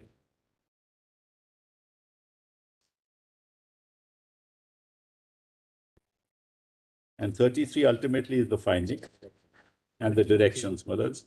For the above reasons, page 86. This goes forth, court gives the following directions. Respondents are directed to permit native breeds alone to participate. Respondents are prohibited from allowing imported hybrid cross bulls. Respondents are directed to get a certificate from the veterinary doctor certifying bulls which are participating in Jallikattu events are native breeds and imported hybrid crossbreeds, along with application for participation from owners of bulls. And the respondents are directed to encourage bull owners to groom native breeds by way of subsidy or incentives, so that farmers will be encouraged to groom native breeds. Now, Malas, I'll just give to your lordships, Malas, the other evidence that is with us now on the native breed. Volume.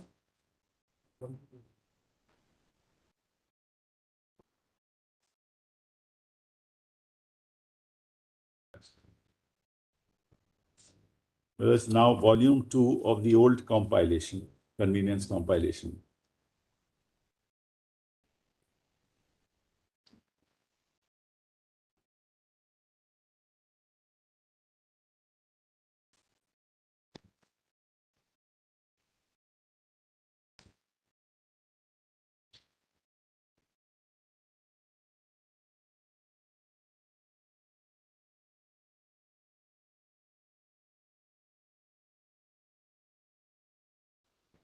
Therefore, Malas, I am not dealing with those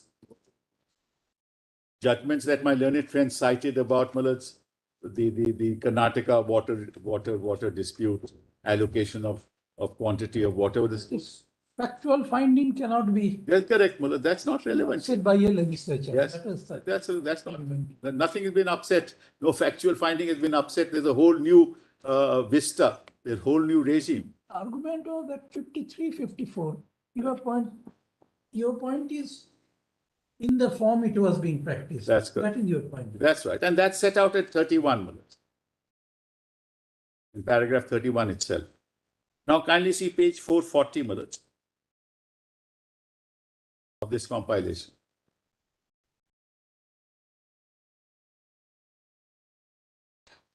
India, Tamil Nadu Veterinary and Animal Sciences University. India is a rich repository of livestock, genetic resources and diversity. A community's domestic animals can enhance the environment as a living system, thus also enhancing the human inhabitants' quality of life. Tamil Nadu has vast animal genetic resources with a wide variety of indigenous animals, 5 breeds of cattle, 1 breed of buffalo, 8 breeds of sheep, 3 breeds of goat, 4 breeds of dogs, and a number of lesser-known varieties and genetic groups of animals. The breeds have evolved over generations to adapt to the agroclimatic and socio-economic needs of the people. A number of these breeds are now subjected to fast genetic degradation. Kindly note that. And dilution because of unplanned breeding and introduction of exotic germplasm. If this trend continues, the invaluable native germplasm will grossly be depleted or even lost. So when you're talking... Are these being introduced for the first time in this? Or do they form part of the writ petition or any affidavit? No. They have Because unless they relate to recommended text, they won't be admissible. My understanding is that state of Tamil Nadu at least has not. It's a public document, Mother. It can be public document, but to rely, same argument you made for. No, I agree. I mean, I'm not saying, Mother, at the moment, since we are dealing with this issue of native breeds, it's only in that context. They have not filed a reply, is my understanding, in even one writ petition. So nothing is on record before this honorable court that is being presented by my learned friend. Okay. And public documents are an entirely different category, my lords. Your lordship knows from the Evidence Act, a paper published in a journal is not a public document. And a paper published in a newspaper, a photograph from a newspaper is a public document. Oh, both sides are. So let's not, I don't want to go into it. Fault But in we this, have but filed. anyway. But let's, Your Lordship, Filed 1 second, hold on. original what? documents. What? This is the form of a compilation handed over in court. Well,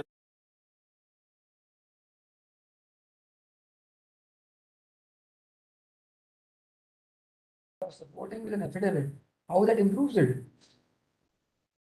Your affidavit has nothing to prove that documents. No, my affidavits do, but my learned friend, so let me just clear the air here. I have affidavits in support of reports for 17, 18, 19, 20, 21, which enumerate the deaths of individuals and bulls taking place. So it's a report prepared by my persons, investigators on the ground. Each one supported by an affidavit in the sense the report is to bring it on record. And he hasn't filed a contradiction for 5 years. And because I referred to 2022 being the latest, because I didn't want to burden the court with each year, we are told that there is no contradiction. For 5 years, these reports have been placed on record after the applications are filed. So they are supported by affidavit and the report is by an individual ground investigation. He has taken the photographs. It's not a photograph from some newspaper. The person went there to those events, took photographs, documented it, compiled it in a report. so my lords, there is a difference between what Mr. Sibal is doing and what has been done in our cases. Not even a reply has been filed in a single matter. No, in 2023, it has been filed. We haven't got it. And you Anyway, you got it. proceed.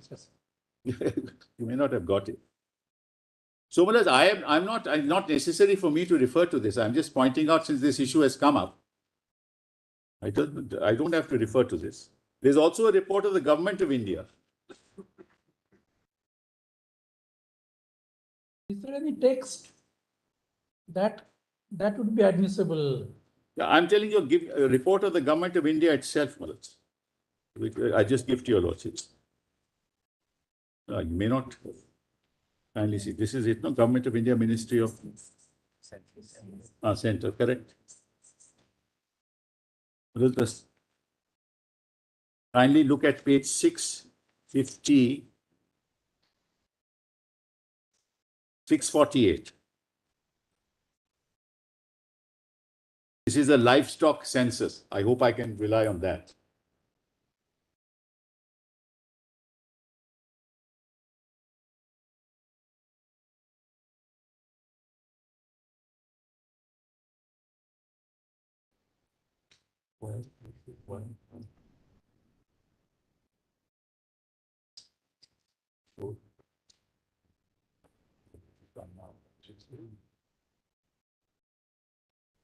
Now kindly see this, Mother, at page 648. This is Government of India, Ministry of Fisheries, Animal Husbandry and Dairy Department.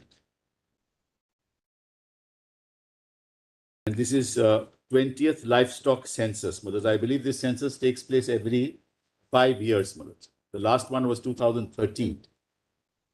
Now kindly see, I just showed your lordships at 672. I'm going to just 662 first. The 20th at the bottom. The 20th livestock census was conducted between 1st October 2018 to 20th September 2019. The 20th livestock, previously it was 2013. And therefore this report is published in 2020. And kindly come to page 672.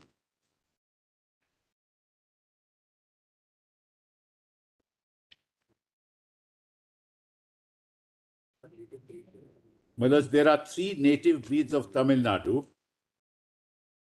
you will find just on top of the table 2.2. My lords have that?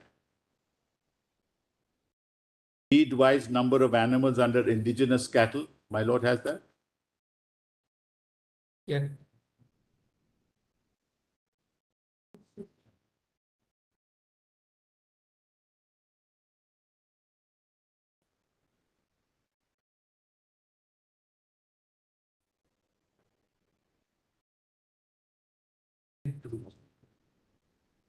Well, I was referring to page 672.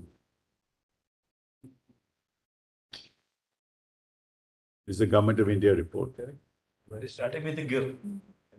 Starting with the gift, correct? Yes. Something different. This is only. Yes. What is two containing ways? In the first set of compilation, second document. Pages 139. One, two. And what is the second one? Number 2. This is said in the application. What is this? This one. 672. Yeah, I got it. Now kindly see, Millets, this document starts at page 200 and 648, Yeah, page 672. yeah. Millets, the table is breed-wise number of animals under indigenous cattle. And item 26, 29, and 32 relate to the domestic indigenous cattle relating to Tamil Nadu. That is Gangayam, Kangayam, Bargur, and Umbala cherry. Lordship said that. Yeah. Then one more over the page, Pulikulum. Kangayam. Now, Kangayam, your lordships will see, has actually gone down. Percentage share with respect to total is 1%, 0.1%. And in 2013, Mullets, this figure, which is now 1,52,543, in 2013 census, the last one was 1,93,445, which is in volume, in the new compilation volume that we have given. So, Mullets, that's gone down. Then, Mullets, Umbala cherry is 42,390. That's also gone down. Yeah. It was 72,510. And today it is, Mullets, 42,390. The others have gone up, slightly up.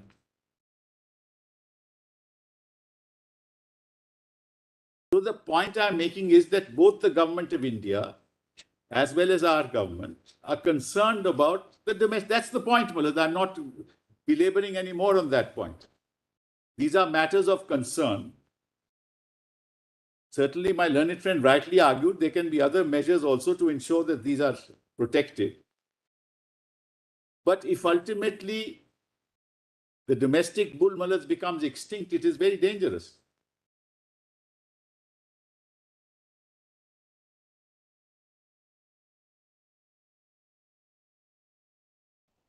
Yeah. Yes, they'll ultimately go to the slaughterhouse, mullets, that's all.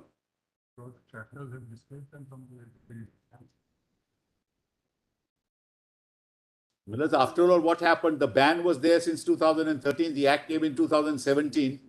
It went down. If it has no really value in the conspectus of the societal mullets environment that's prevailing in those areas, mullets, people will sell it. Yeah. Now, let's kindly see the judgment.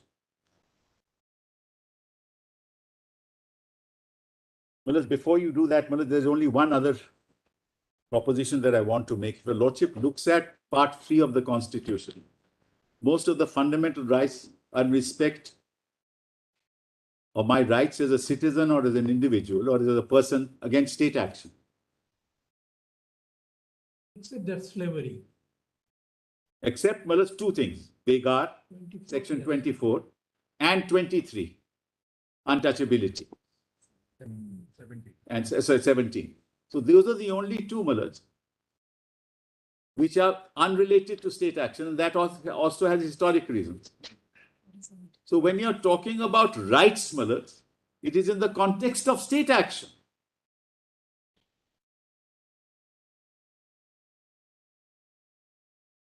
To derive a right from a duty, for example, no person shall be deprived of his life or liberty, save in accordance with procedure established by law, is a negative statement. But the right inheres in 21.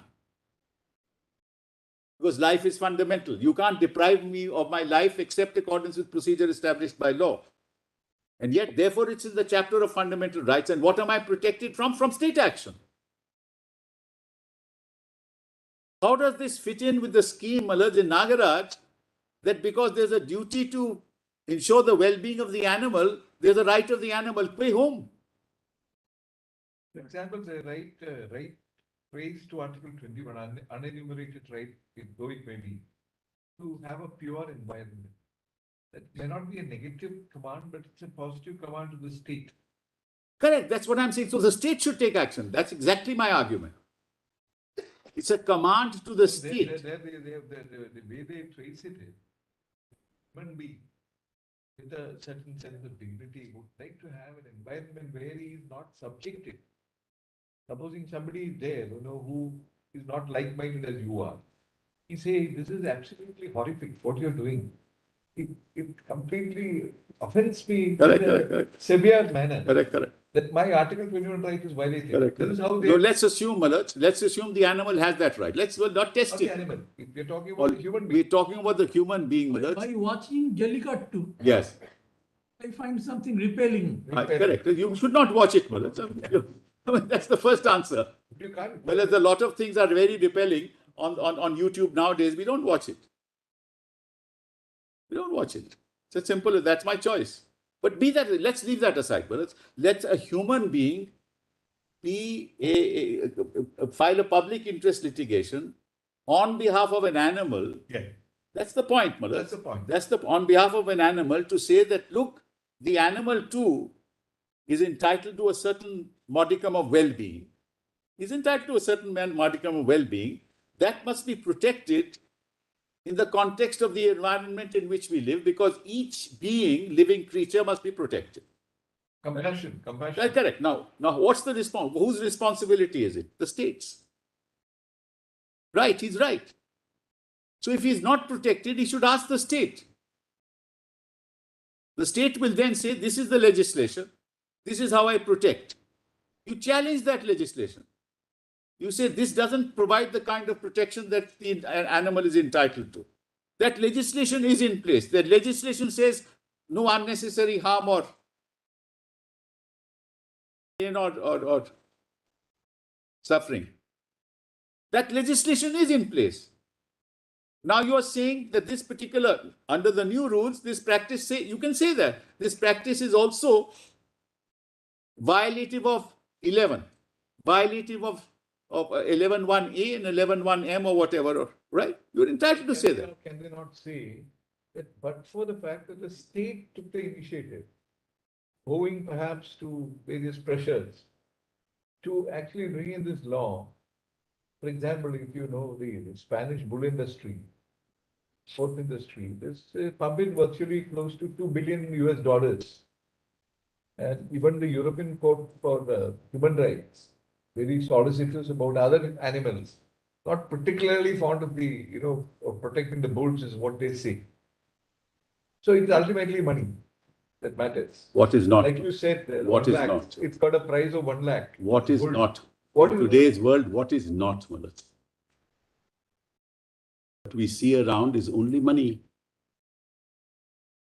Is all activities ultimately, whereas you ultimately are based on how you become a billionaire. I mean, the world is controlled by a few big setups, Malad. Anyway, but that's beside the point. So therefore, coming back to the question is, supposing you had not brought this amendment, Yes, assume you had not brought the amendment, right. what would happen? All that was happening, or perhaps even according to them, even now, under the amended version, it is happening, will be an offense. Nobody will be permitted to do that. No, what will all go on? Either it will go underground or the cattle will be sold. These are two things that will happen, like noxious activity. What happens? Gaming, liquor trade, you ban it, it goes underground. So you'll have somebody doing it in a different kind of way, and then corruption will happen. Somebody will be paid off, allow us to do this. So What you're saying is basically it's a legislative value that that's correct. That's precisely the point. It goes to wisdom, policy, Exactly. not in the realm of legality. Exactly, Malad. Yeah. And Malad, this is a regulatory, Malad, kindly see, and that's what I started with. This is a regulatory statute. It regulates the conduct of human beings. The state has two choices before it, because it is the responsibility of the state to deal with it. Yeah. Choice number one, ban it, which it did on 11th of July 2011. That's choice number one. Choice number two is don't ban it, regulate it. Regulate what? The conduct of human beings.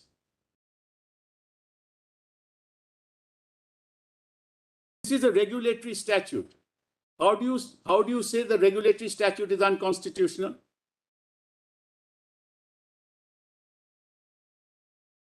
How do you say 11.3 is manifestly arbitrary?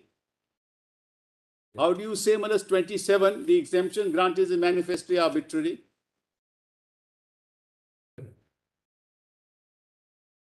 That's a very high standard. And what are the facts to prove that it's manifestly arbitrary? You can't adjudicate those facts in a 32 petition. So how does the 32 petition lie in the context of your demonstrating that the act is manifestly arbitrary, because what's happening on the ground is contrary to all norms of reasonable behavior controlled by a statute, which instead of preventing perpetuates that behavior? You need a very, very high standard and a finding of fact on various events in order to prove that.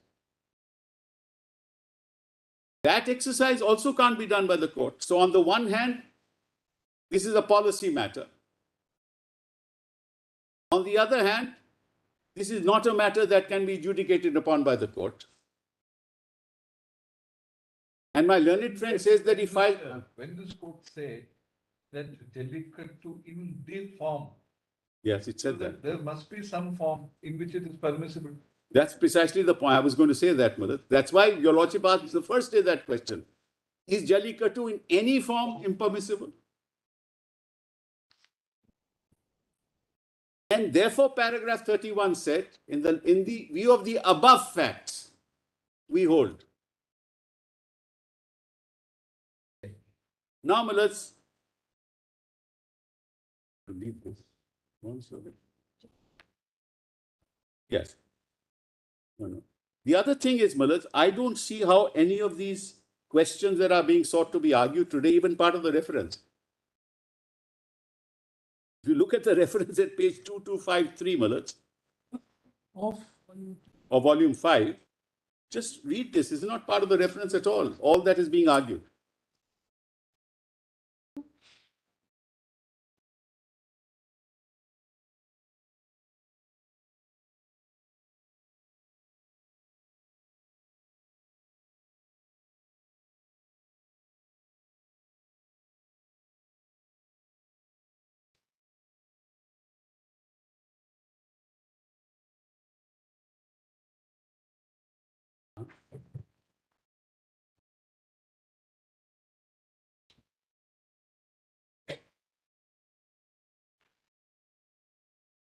which page did you? Page 2252, Malaj.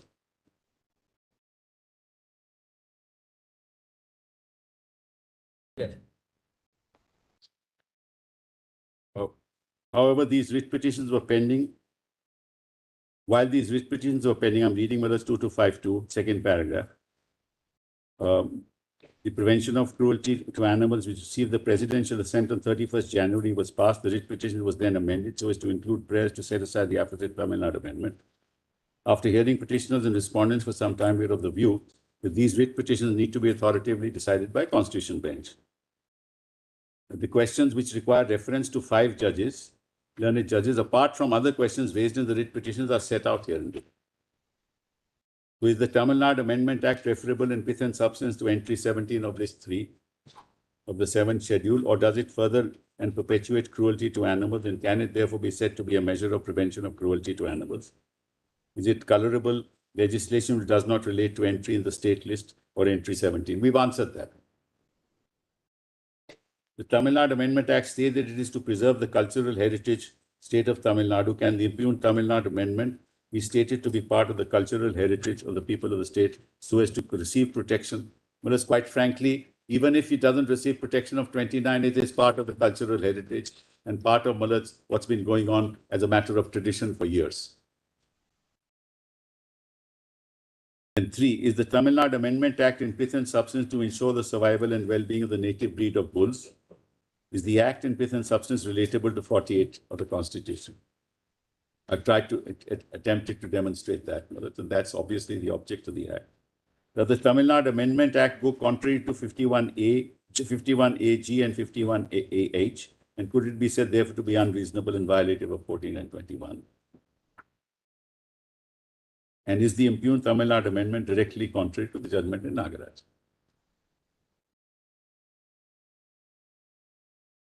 So the Amendment Act has to be violative of 14 and 21.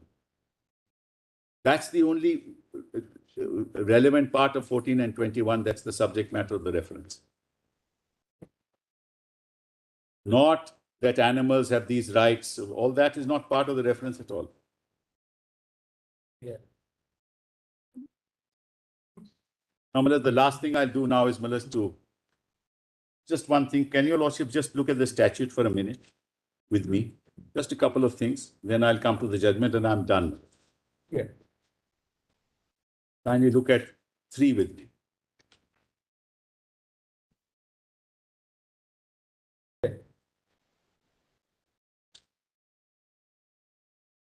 It shall be the duty of every person having the care or charge of any animal to take all reasonable measures to ensure the well-being of such animal. Just pause here. That's the first part of 3. It's my duty to take care of the well-being of the domesticated animal who I own. And to prevent the infliction, kindly note the word infliction, upon such animal of unnecessary pain or suffering.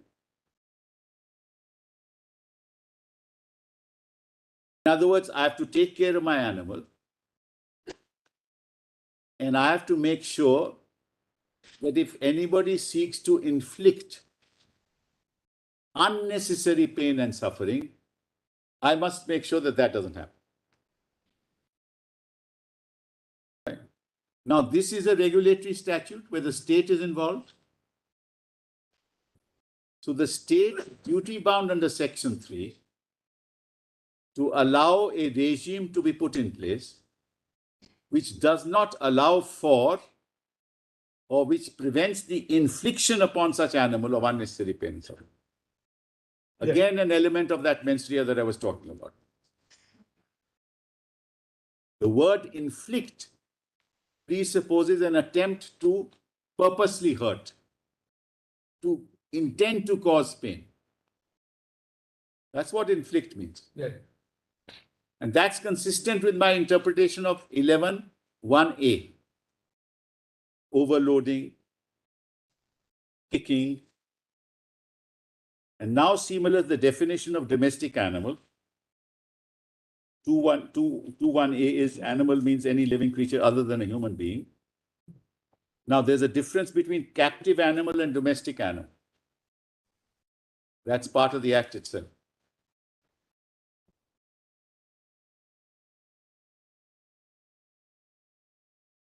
Animal means any animal not being a domestic animal, which is in captivity or confinement, whether permanent or temporary, or which is subjected to any appliance or contrivance for the purpose of hindering or preventing the escape from captivity or confinement, or which is pinioned, or which is or appears to be maimed.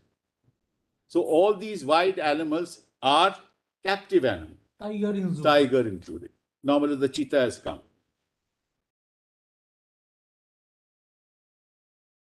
White tiger is vanishing. So captivity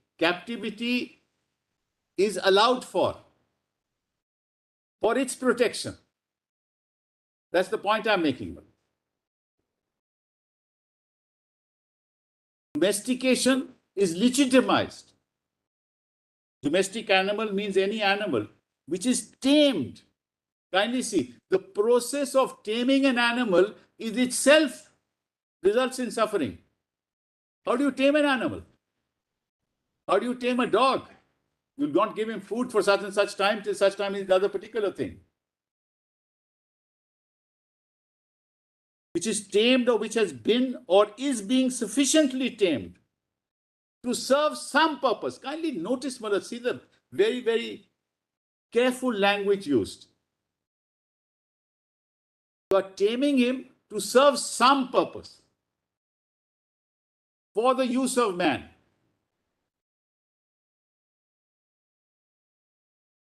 Or which although it neither has been, nor is being, nor is intended to be so tamed, or is or has become in fact wholly or partly tamed. Well, there's so many layers to this definition. It gives you an idea as to how to interpret this act. The act of taming is to serve a purpose, some purpose for man. I am the owner. I want to have an event. I want to show the bull. I want somebody to see if he can actually ride on the bull. What's wrong with that? Nothing wrong with that. Some logistical doubts which we'd like to ask you. Yeah. You come to page 152 once again, because it's very important that we clear Yeah. what really happens on the ground under the rules. Volume 1. Part of Rule 5, Certainly. because the action takes place under 5.2. 152, Mala. Let me just take it. 150. Page, again, the same Rule 5.2. Yes, I got it. It will be concerned with one sentence, and then that really is what is important.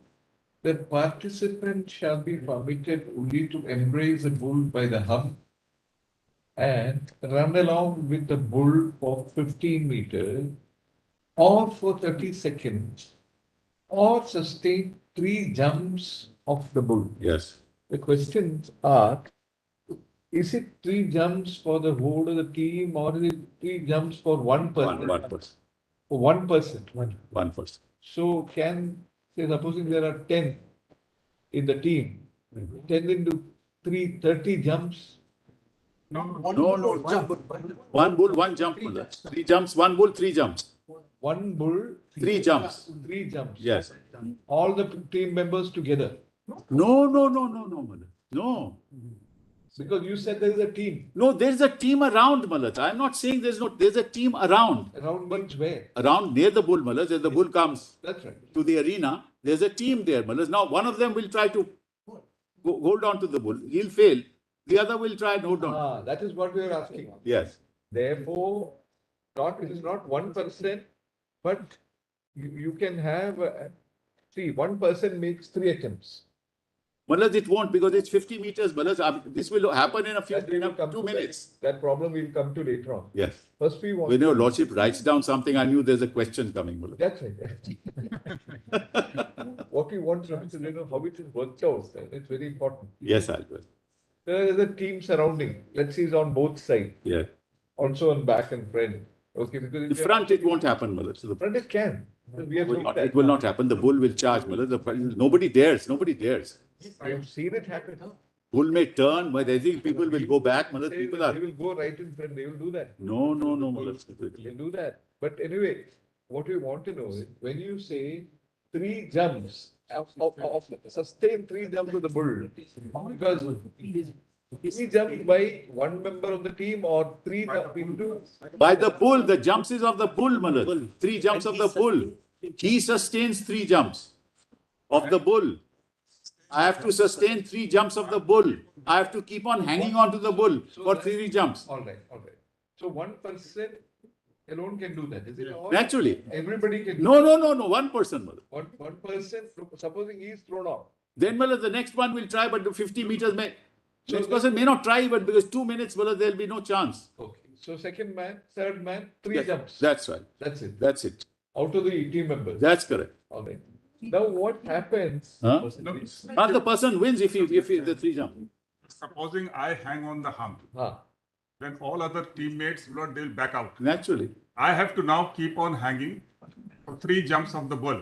Bull That's will right. try to throw me off. I have to keep on latching. Okay. Either bull will succeed in throwing me off, or I will manage not for 3 jumps. The next question. Once 3 jumps, then I get off. That's The right. bull goes. So what you are Nobody else can. what you are really contemplating is that starting from the entry point, Yeah. Yes. 15 meters, That's right. paved with the carpet, red carpet, and it is supposed to reach what is called the bull run area. Bull run area. That's correct. In the bull run area, nothing happens. Nothing happened. Nothing happens. That's it. So the point we are asking is, how do you know that the bull is going to reach the bull run area, because it can meander, it can go sideways. It does, but let Very, people very back like- off, Malad. People are afraid. You must understand this. No, we are saying that, see, at 30 seconds comes in there. Supposing the 30 seconds is over, will you stop the thing altogether? Then nobody will handle. Nobody will. We are saying something very, very, pertinent for us. Supposing 30 seconds is over from the time when the bull starts running, Yes. what will you do? And it is still not reached the bull run area. Our question is, supposing it does not, because unless it's running, into that area, Like that. we are asking you if the Like that. bull runs on the side, because it can, theoretically it can. If it runs and it doesn't reach the bull run area, what will you do after 30 seconds? Will you stop it? After 30 seconds, the owner will then take it away, Malad. Whatever. That's what we want to know, whether we can That's what will record happen, or Malad. whether we He'll can- come in and take it away. That's all. So do you have a stop clock? If you say 30 seconds is over now? Yes, they have a stop clock. So after 30 seconds, irrespective of whether they have. Yeah, they will take it away. Take it away. The bull is free. Yes, right. This is what we can take. Yes. Total activity has to be completed in 60 to 120 seconds.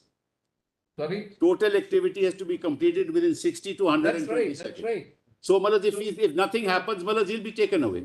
We are talking about 30 seconds because whether it is, because it doesn't say whichever is later. We are asking this question with a purpose. Malad, See, how do you work it out? Should be not vague. There's a rule. Subordinate legislation can be struck down if it is vague. I'll tell your lordship, Malad, if he is able to, if the 3 jumps he is able to attain, that's the end of the matter. We'll take that down. Yeah. If it is end of the matter, because you will not say that again 30 seconds. No. That's the end of the matter. Your lordship may take it down, but there's no issue at all. Either is over. We take it either is over. Yes. Supposing it completes a 15-meter run. Yes. That's end of Oh, it. end of the matter. No, brother. Supposing 30 seconds is over, Yes. that is again the Yes. end of it. Yes. We have to take it. You will not have. That is 60. The entire activity starting with the entry point till collection area is 60 to 120 seconds. That's right. No. Here you have said this embracing part Yes. is to take place only or 30 seconds. That's right. That's why we are asking you. Supposing 30 seconds takes place. After that, no embracing. That's exactly what we No can embracing. record it. We can Correct. record it. Correct. Brother, Certainly not the bull, one Malak. more. Yeah. Mr. Sibal, and also After that, we just note it down. we have the holding arena of the bull, Correct, Malak. and perhaps similarly, in the manner that you are projecting, Yeah. there will be also the holding arena of the competing young men. If your theory is correct, Correct. the bull goes on to the bull run area. That's correct. One young man tries to Correct. embrace and hold on. Yes. 3 attempts, he doesn't make it. Right. Suppose the young man falls off in the first attempt itself, Yes. first jump itself. Yes. The second man is not starting from the holding area. They are all in the bull run area. Is that correct or is that not correct? Not in the arena. They are not in the holding area. Not in the bull run area. No, this is what you have to tell us this. The young men who are competing, They're all together. they are all in the bull run area. In the arena, In Malak. the bull run arena, that's right. Yes, arena, not the area, bull run area. No, Bull run area is a different Just a concept. minute. Arena No, was what my just lord a is minute. putting. Let us visualize that this is the, from the presiding judge's Yes. position, Yes. the bull is running, Yes. Yes. getting out of the arena. Yes. The young men are on the sides, That's correct. right? Correct. One man makes the attempt Yes. and he falls off in the first attempt. That's right. The next young man is not starting from the sideline. He is within the bull run area. I think this is what it is. You have to tell us. He's in the arena, Malak. He's in the arena. He's in the arena. That's right. I agree, It has to Malak. be. It has to be. All in the, they have to be in the same I area. am agreeing, Malak. Correct. Yes, I'm. So therefore, one makes, so when the bull is going, he is not, of course, we are between a man and a bull, of course, the bull is the superior thing, obviously. That's right. But the bull is, in a sense, being confronted with, let us say, pink, T-shirt wearing 30 people. Absolutely right. Let's assume, Malak. This Let's is how, assume. no, this is how it is. You see, I agree, Malak. from the way you have projected, Yeah. it is as if the bull starts off, somebody makes an attempt. If he continues for 3, he continues and he's the winner. The man is the winner. Right. But if the bull is to win, he has to either throw off or not allow anybody to get on to him. Correct. Absolutely right. But the competing people, they are all in the bull run area. They are all in the arena. That's They have to be. No They are doubt. coming from the sidelines. No doubt. No doubt. Because they cannot be starting the run. Otherwise, the bull will definitely win. But Malak, the time period is so Oh, short. correct. But within that, that's why time period is so short, also has an element. Then they can't be starting from the sideline. From the starting point, they can't be starting. They are there. One man makes an attempt, falls, next man immediately makes the attempt. So they are all running together Yes, with the but bull. not in front of the bull, Malak. Can't be. They won't be doing that. That's right. So they are They are behind. smart enough. Yeah, They they are will not behind. be starting. That's right. They are behind, Malak. Correct. Therefore, But they are all running together. not running, Malak. What It happens? has to be. It has to You be. don't- Otherwise, they will never catch up. Malak, I'm not saying that there are 50 meters only, Malak. Yeah. 50 meters, yes. Kindly see, 15 meters is from here to here. Correct. Correct, Malak? Correct. So they'll be on the sides here. The bull will come. One person will try and jump onto it. If the bull by that time runs away, that's the end of the matter. Or he stands and he turns around. But within- Nobody dares touch him. Within 30 seconds are over, then he'll go. Within that 50 meters or 60 seconds or 120 seconds, they are all together. Maybe Malak, but No. I mean, we are just asking, well, asking the I will- factual thing. Malak, I have not seen it. The layout is given. The layout is. Layout is You given, just Malak, Take it at page number 92. It is That's given. right. That's right. And it- Yes. So whether it can be explained with reference. to Yes, that. they are there. This is- It speaks about where is the entry point, where is the arena, where is the bull run area. It's and all bull there. run action. Yeah, It's all there. these are the parts. That's correct. And then your lordship, you see the rule says the participant shall not hold on to the tail, horns, using their hands or restrict the movement of the bulls by holding on to the bull's legs. They can't do that. They can run along, but they can't do any of that. The participants violating these guidelines will be liable to be debarred from participating further in the event. They can't block the.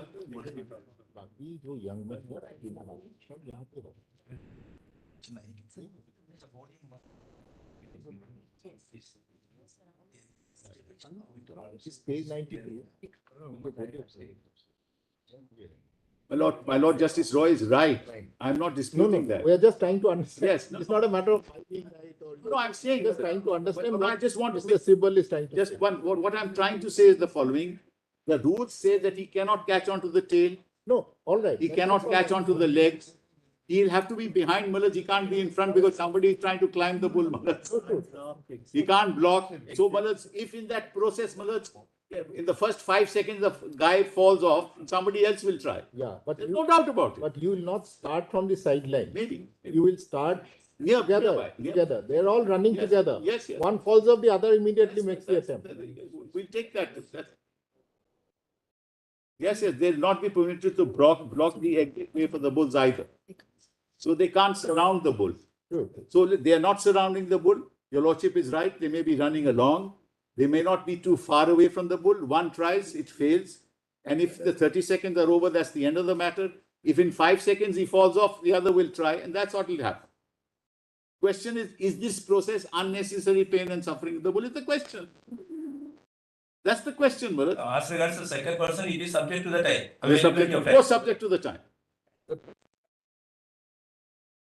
Sorry? It's very clear now. Yes. If you follow the rules as you Yeah. claim, Yes. the pain will now be confined to the flight here. That fear. That's not unnecessary, Malad. It's bound to happen in a sport. That's the question. Ultimately, that's going to be the question. Yeah, but Malad's question, that can't be decided with the greatest respect, Malad, in a 32 petition, that it results in this kind of fear that is not necessary or unnecessary. That's for the legislature to decide with the greatest respect. Yeah. That's not judicially determinable.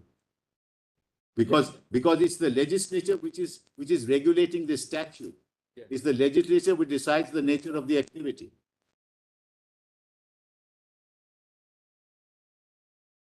Mr. Sibal, Yes. this exact sequence Yes. which you gave as Yes. commentary, is it possible to have an affidavit? Yes. We'll be taking Yes. the matter on Tuesday. Yes. Yes. Detailed sequence. Yes. But these 10, 15 people are Correct. located with the diagram. Yes, we'll do that. We'll do that. And stage by stage. Yes, we'll do that. We'll file an affidavit by Tuesday morning. Not an issue at all. But what I'm saying is assuming, Malad, I'll assume all facts against myself. Who is to decide this question? No, that will decide No. whether we will decide the question or not. No. Who will decide of unnecessary pain and suffering? That's the point. I'm not Malad, I'm saying. Not the. No, we are saying, we are more humble, that whether we will decide this question or not, we will decide that first.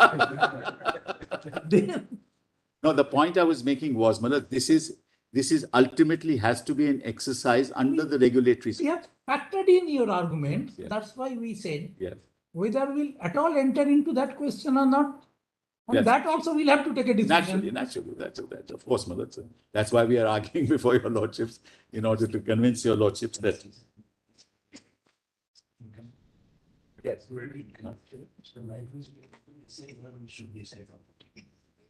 Yes. Malad, there are also, just my learned friend rightly points out, there are 3 committees, Malad, that actually monitor all this.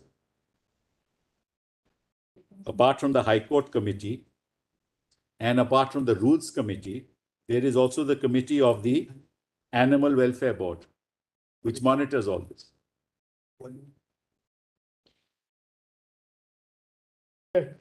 Volume 3, just note that, Volume 3, page 1072.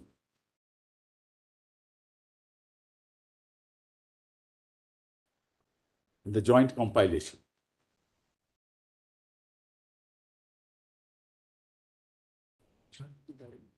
Three, it's here. 1072. 1072, volume 3, 1072.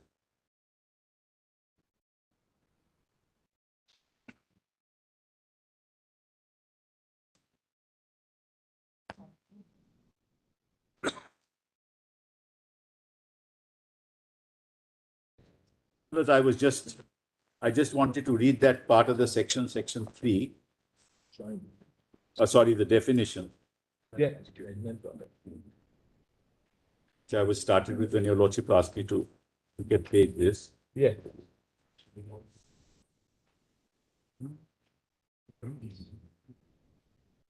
So I said that you must look at, my lords, the entire act in the context of the definition of a domestic animal.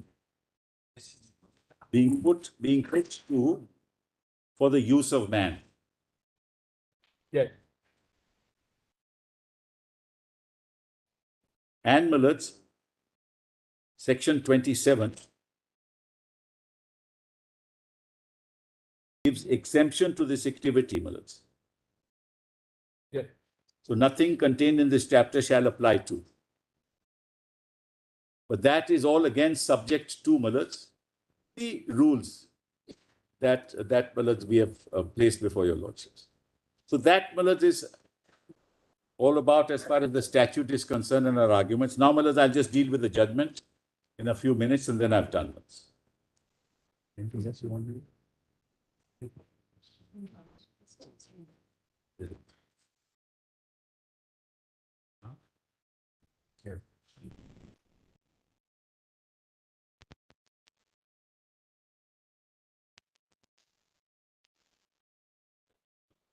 Some comments to make on it. And we come to paragraphs 33 onwards.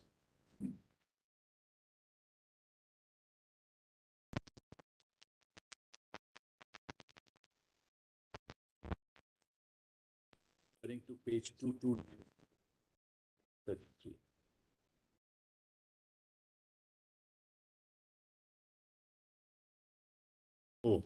Then the book page number is 581.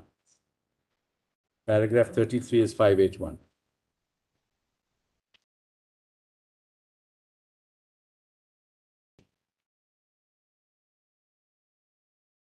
It's just between placitum D and E, if my lords, bullets, be kind enough to look at those.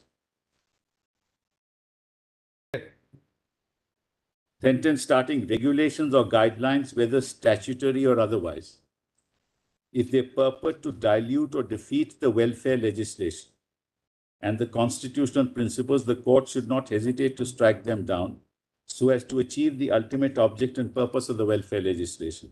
The next line, mothers, the court has also a duty under the doctrine of parens patriae to take care of the rights of animals since they are unable to take care of themselves as against human beings. But I take exception to this proposition. Yeah. While, my lords, if your lordships find a particular practice, even under these rules, to cause unnecessary pain and suffering, it is that part of the practice that your lordships will say is unacceptable.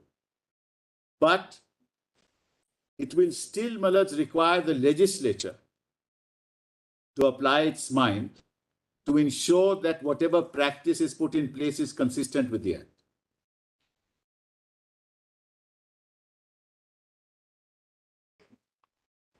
This burden on the court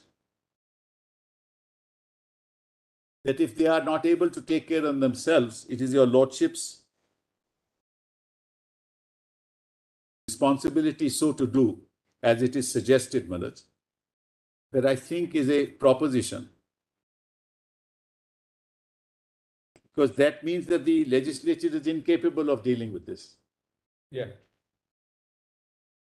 That assumption, my lords, is a little extreme. Now come, my lords, to 34. Para 34. The PC Act is already indicated was enacted to prevent the infliction of unnecessary pain, suffering, or cruelty on animals. Section 3 of the Act deals with duties of persons having charge of animals, which is mandatory in nature and hence confer corresponding rights. Now, let's just type pause here. Confer corresponding rights. Under which law? Not the Constitution, not the statute.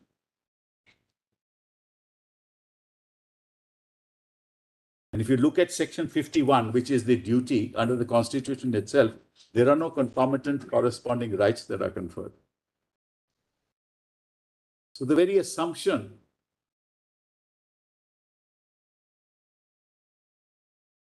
the duties of persons having charge of animals, which is mandatory in nature and hence confer corresponding rights. Whereas who is in charge of animals? The individual, not the state. I am in charge of the animal. We'll have to frontally deal with the question as to whether animals can be the subject matter of legal rights.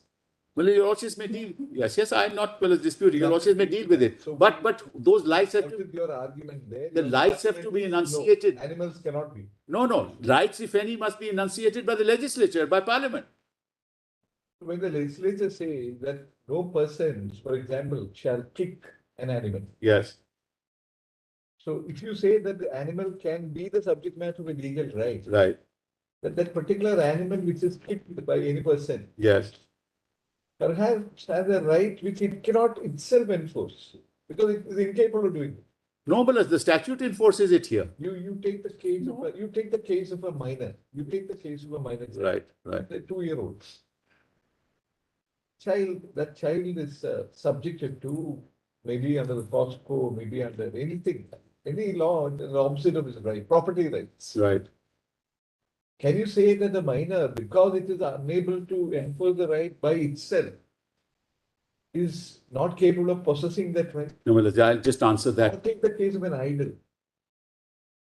Take the case of a Hindu idol, capable of owning property. That's right. Adverse possession cannot be pleaded against it. Correct. These are all concepts which have been brought. This is in fact Salmon Notes, that is part of Eastern countries in the East have this extended. There are no problems with that. Yes. The question only is, Manoj, who enforces them? That's the question. So there the court, Ultimate state and court as an agency of the state. That's right. Court as an agency of the state, if the state is unable and unwilling to deal with it. Your lordships have done that in Vishaka and many other cases. But here there is a statute that deals with it. This is that statute which deals with these very issues, and that's why punitive. The consequences are punitive in nature, prescribed by the statute itself. If you kick somebody, if you kick an animal as under 11(1)(a) and overload, and the statute prescribes that you will be prosecuted.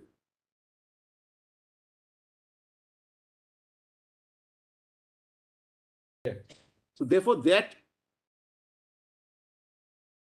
an individual can file a writ petition or file a proceeding of any nature to ensure that the state implements the statute is one thing.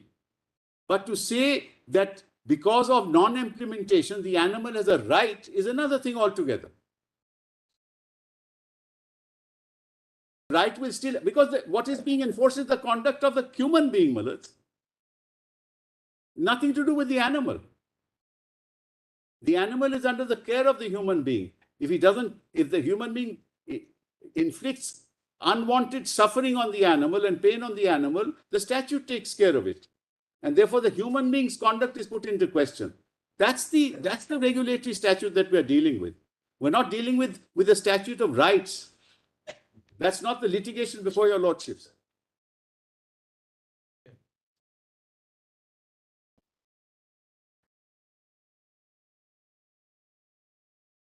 That's therefore I question this particular finding. Rights so conferred on animals are thus antithesis of duty. Where does the learned judges get that from? We'll ask you one question. Yes, ma'am. Now, what have you done by the amendment to section 3 and 11? Yes. What have you done? I'll tell your lordships, straight away.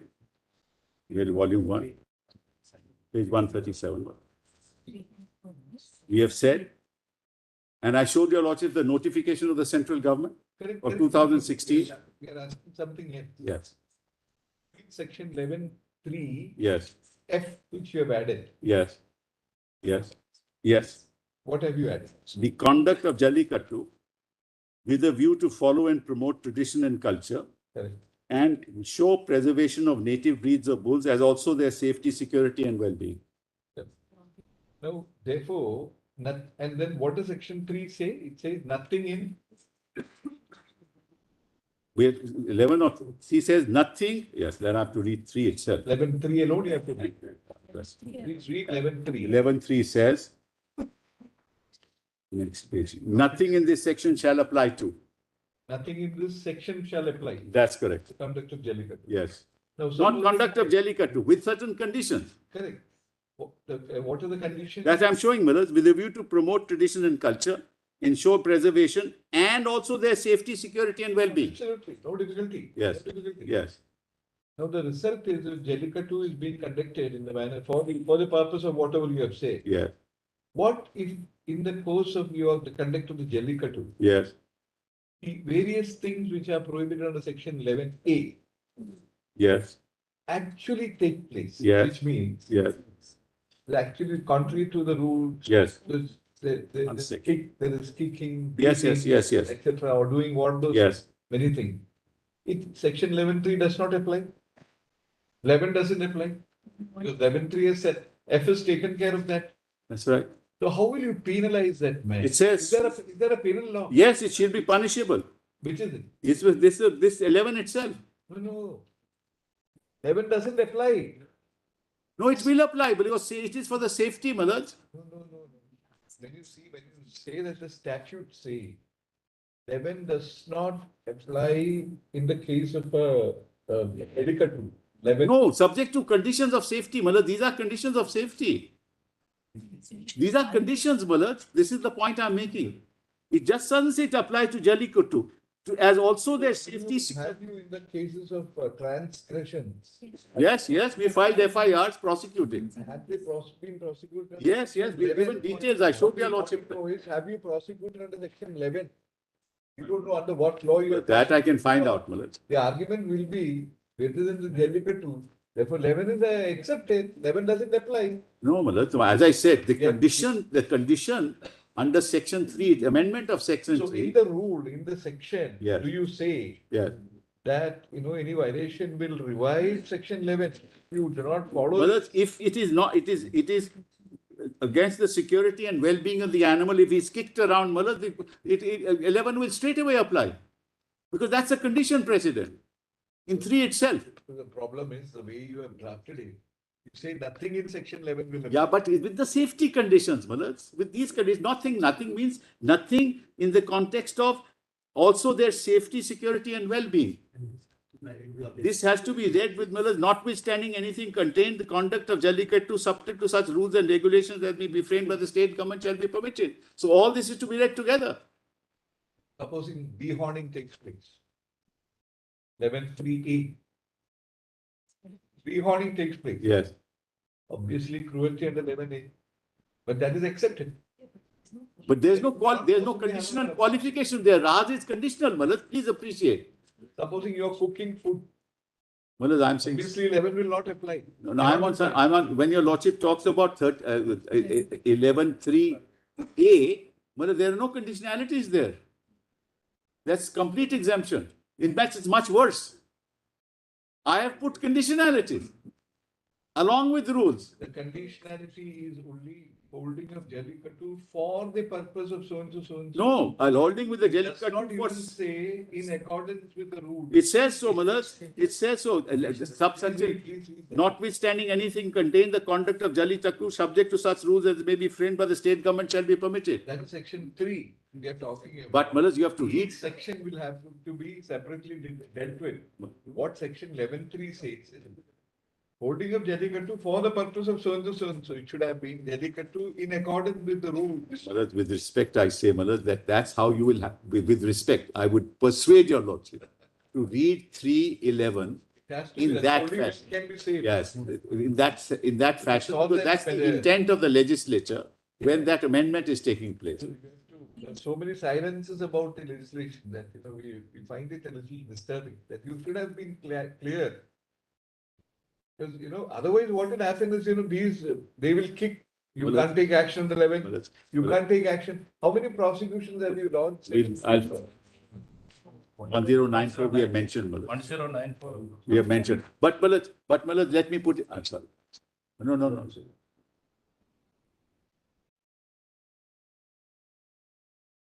It's only for 2022 that we have mentioned, Millet. Data is all there at 1094, Millet. But you did not make any mention about the sections. No, Millet, of that. FIR numbers, it is there. That we can give. That we can give. to you. Section 11 We is can also give. not- That's not an issue, Millet. Section 11 is also. In Tamil, we'll get it translated.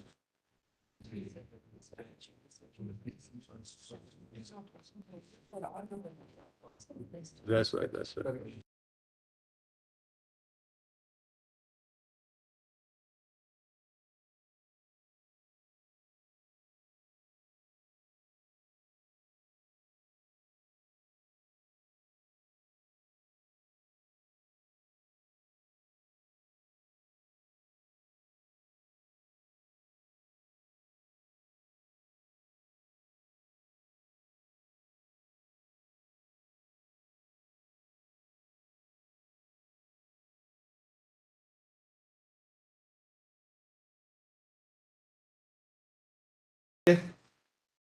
He just asked you one question. Wanted to clarify that. That's fine, Millet. It's important, Millet. 20.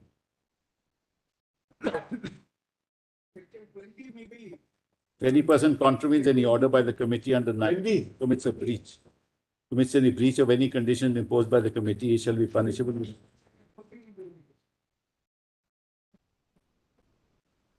What does that 20 say? It says, if any person contravenes any order made by the committee under section 19 or commits a breach of any condition imposed by the committee under that section, he shall be punishable with fine which may extend to 200 rupees.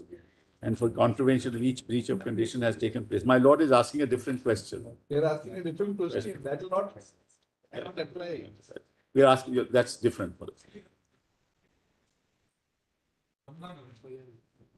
What does it say?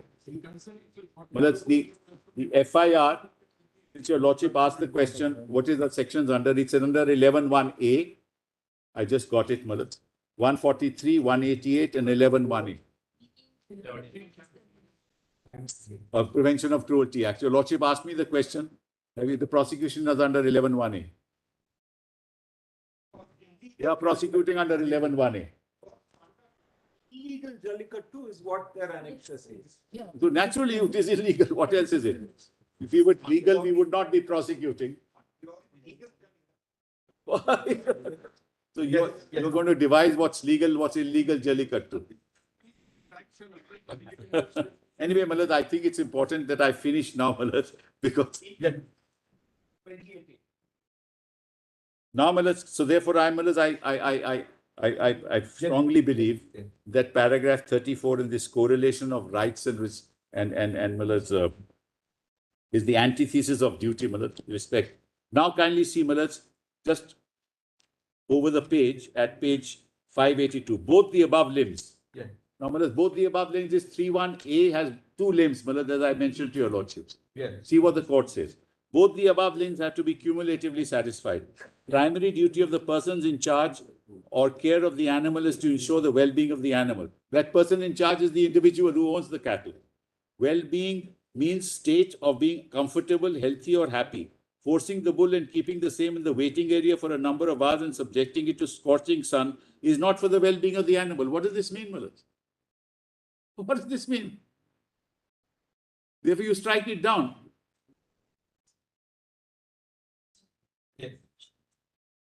So any activity which is not for the well-being of the animal, therefore, Malad, is violative of the act. Is that what? That's not what 11 says.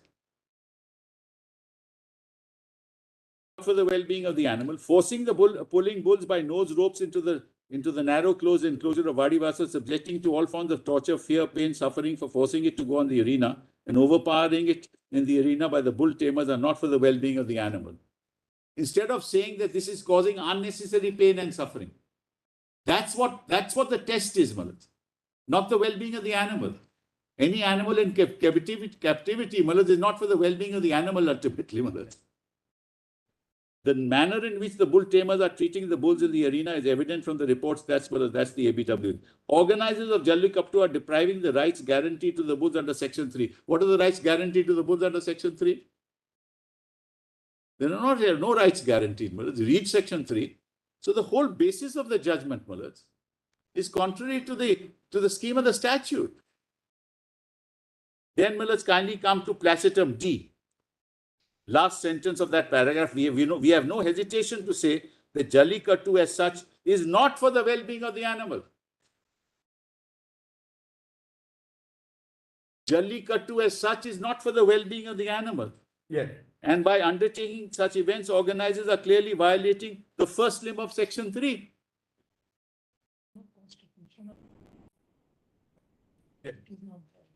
So you have, it is contrary to the statute itself, this interpretation.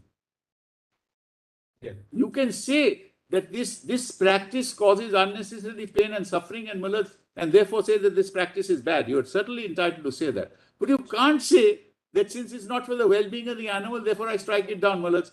No activity in captivity, especially when you tame the animal,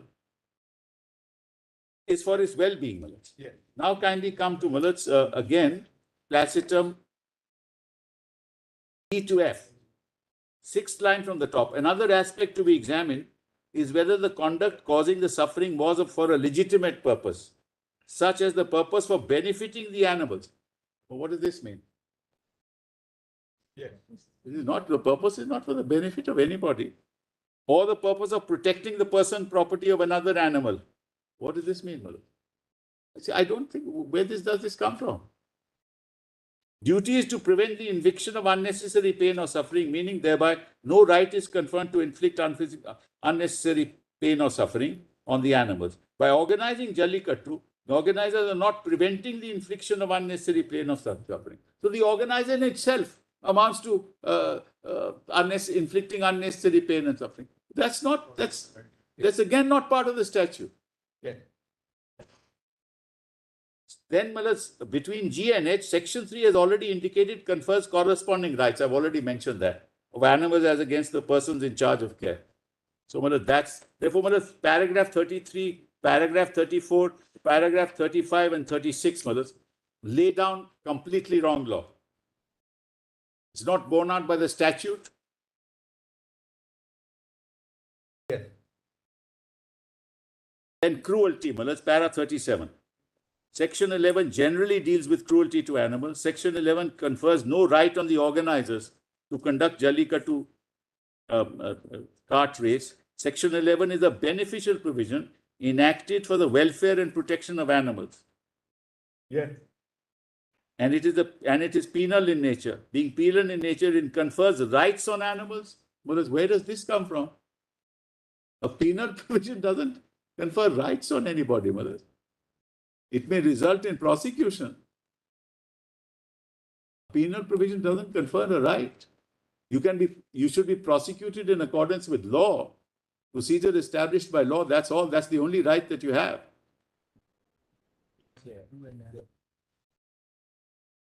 So, Mullahs, again, 37, again lays down a wrong proposition of law, Mullahs. And then, Mullahs, kindly kindly come to page 585.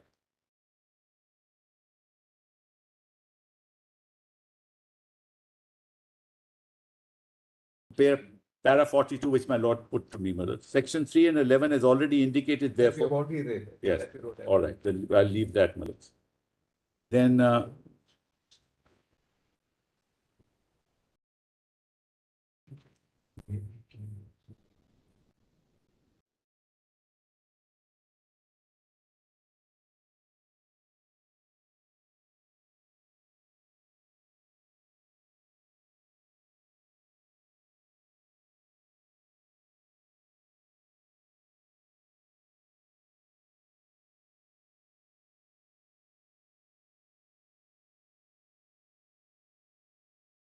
I've no problem. Yeah. I'm just one more minute, Mullahs. Yeah.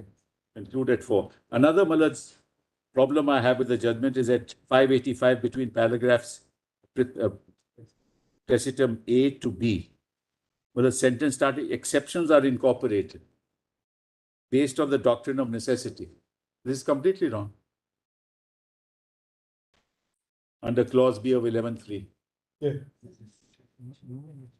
Deals with destruction of stray dogs out of necessity. What does this mean, Mullah? Otherwise, it would be harmful to human beings. Mullah, the stray dog may not be harmful to human beings. How is dehorning, Mullah, a part of doctrine of necessity? Can be dangerous perhaps to everybody. It may be, Mullah, it may be. It's what kind of stray dog, Mullah? That's what it is, Mullah. This statute only talks about stray dogs. The Lordship knows, Mullah, in Australia, I mean, this is a couple of years ago, Mullah, there were any number of kangaroos which were destroying, entering into houses, Mullah. They had to cull kangaroos in thousands. Well, that's the point that I'm making is how this is part of doctrine of necessity. And how does my legislation does not fit into that? Yeah. The whole concept of necessity is alien to 11. Yeah. 3 Mullahs. And 72 also, 72. 70. It's already written. That is why how they, what says that the right was, the animals, how they accrued the right. That is dealt with under 1772. 72, that's correct. That's Not to be Article kicked, 21. Not to be kicked. Not to be killed. That's, I agree, Mullah, but that's part of 11.1a itself. Now, Mullah, I just want... Yes. Now, Mullah, then the judge relies upon the Constitution of Germany, which gives them some constitutional right, Mullah. We took out the Constitution of Germany, there is no such right. No such right. No such right. I'll just show to your lordship what the right is. In fact, Switzerland gives rights. That's perhaps the only country which gives a constitutional status to animals. This is the section that the judge relies upon, the judgment relies upon. See what it says.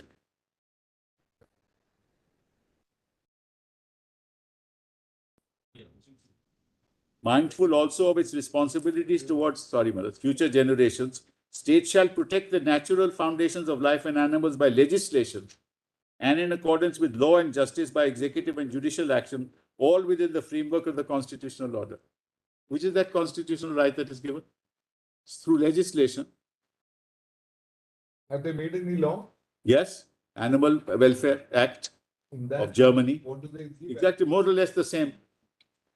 We'll place it before your lordships. Yeah. So, Mullah, if the judgment goes into this and says that, look, Germany has given some constitutional right, this constitutional dignity of animal is constitutionally recognized, it's recognized under the Indian law also. Yeah. That's how we say you can't inflict unnecessary pain or suffering. So, Mullah, there's much to be said that this kind of judicial exercise and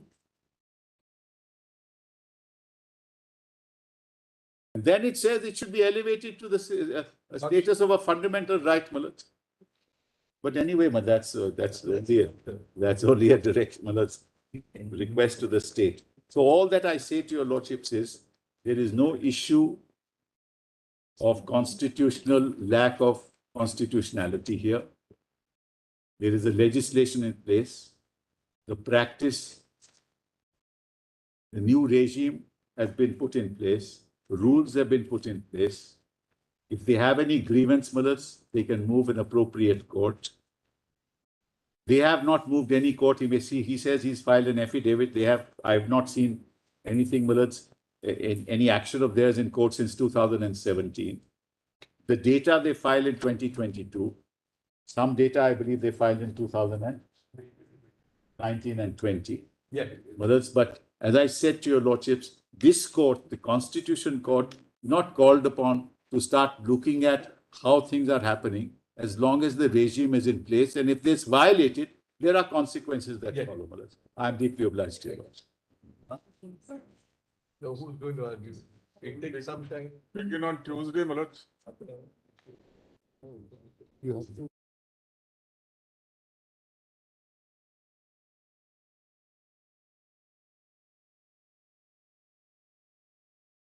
Who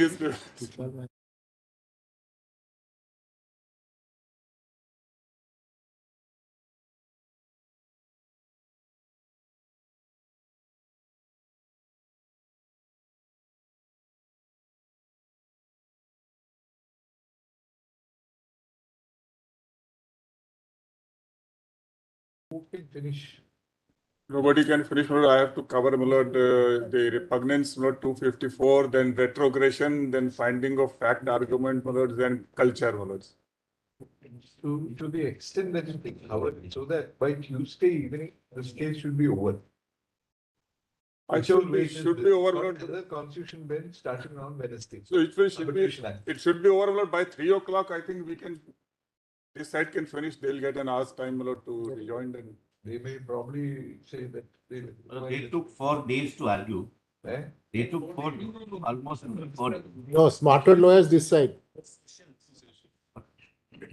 But today, my lord, tomorrow being a miscellaneous day, my lord, would be. Dr. Joseph. They are saying that by 3 o'clock on.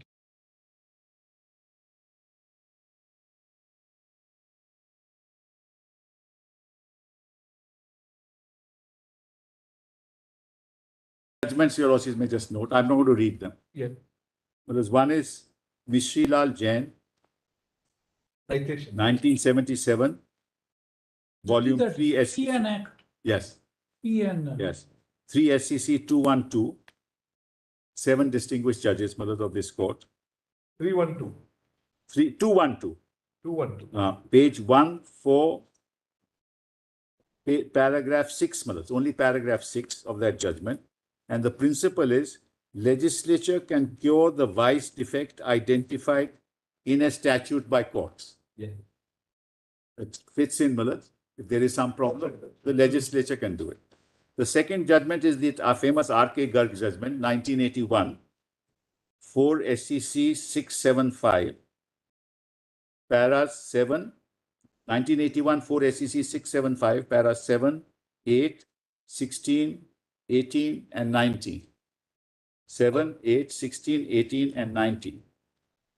And public policy, Malaj, is in the hands of the legislature. That's right. Right. These are the only 2 judgments I wish to say. Continue on Tuesday. Just one thing, I understand your lordship that you will keep the files available for your lordship soon. You have seen that. Have you got the files with you? I have seen that. I'm satisfied. Everything was there. And I'm filing a 1-page affidavit. Plenty files. What? Why don't you allow them to see it? I mean, these are all nothing which is I have something to say on that. That's all. That's right.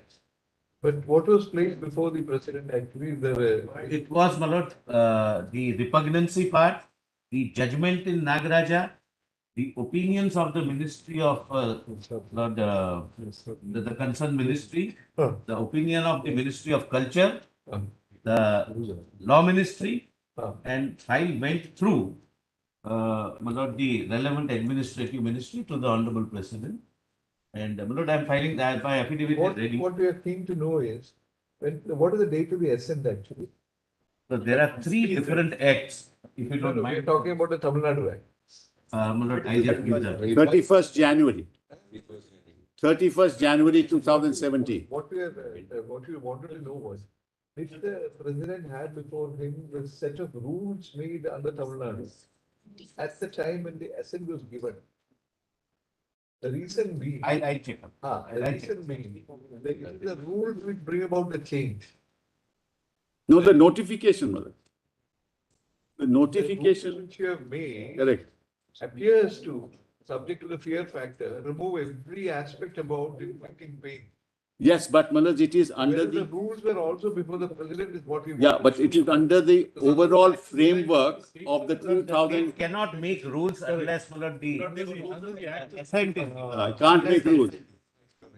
Yes. And not only that, Malaj, the government of India's notification tells the framework of the rules that is under which the rules will be framed. Gives the framework the notification. My learned friend may verify there was a this, and therefore the rules were of 21st January 2000. Assent is of 31st January. The rules were there was an ordinance, perhaps my friend It's already there. there was an ordinance, so they will have to see whether it was placed or not. That's the short issue. That's the issue. It's not an issue because the assent is not under challenge. But I'll make my submissions on that. It was only because your lordship put a question, they are not writing on that question. That's not the challenge before you. May I just say this, what my learned friend, what I was point out, rules in the case of Tamil Nadu, rules in the case of Maharashtra, not in the case of Karnataka. Karnataka, no, no, And it's- we have challenged the presidential assent in case. That's right. That's a bullock race. See, there's a constitutional difference between a Jallikattu and a race. Yes, sir. That point out not what. deals with race. That's right. Let us see. We'll have to take it out. Great. Wait for a minute.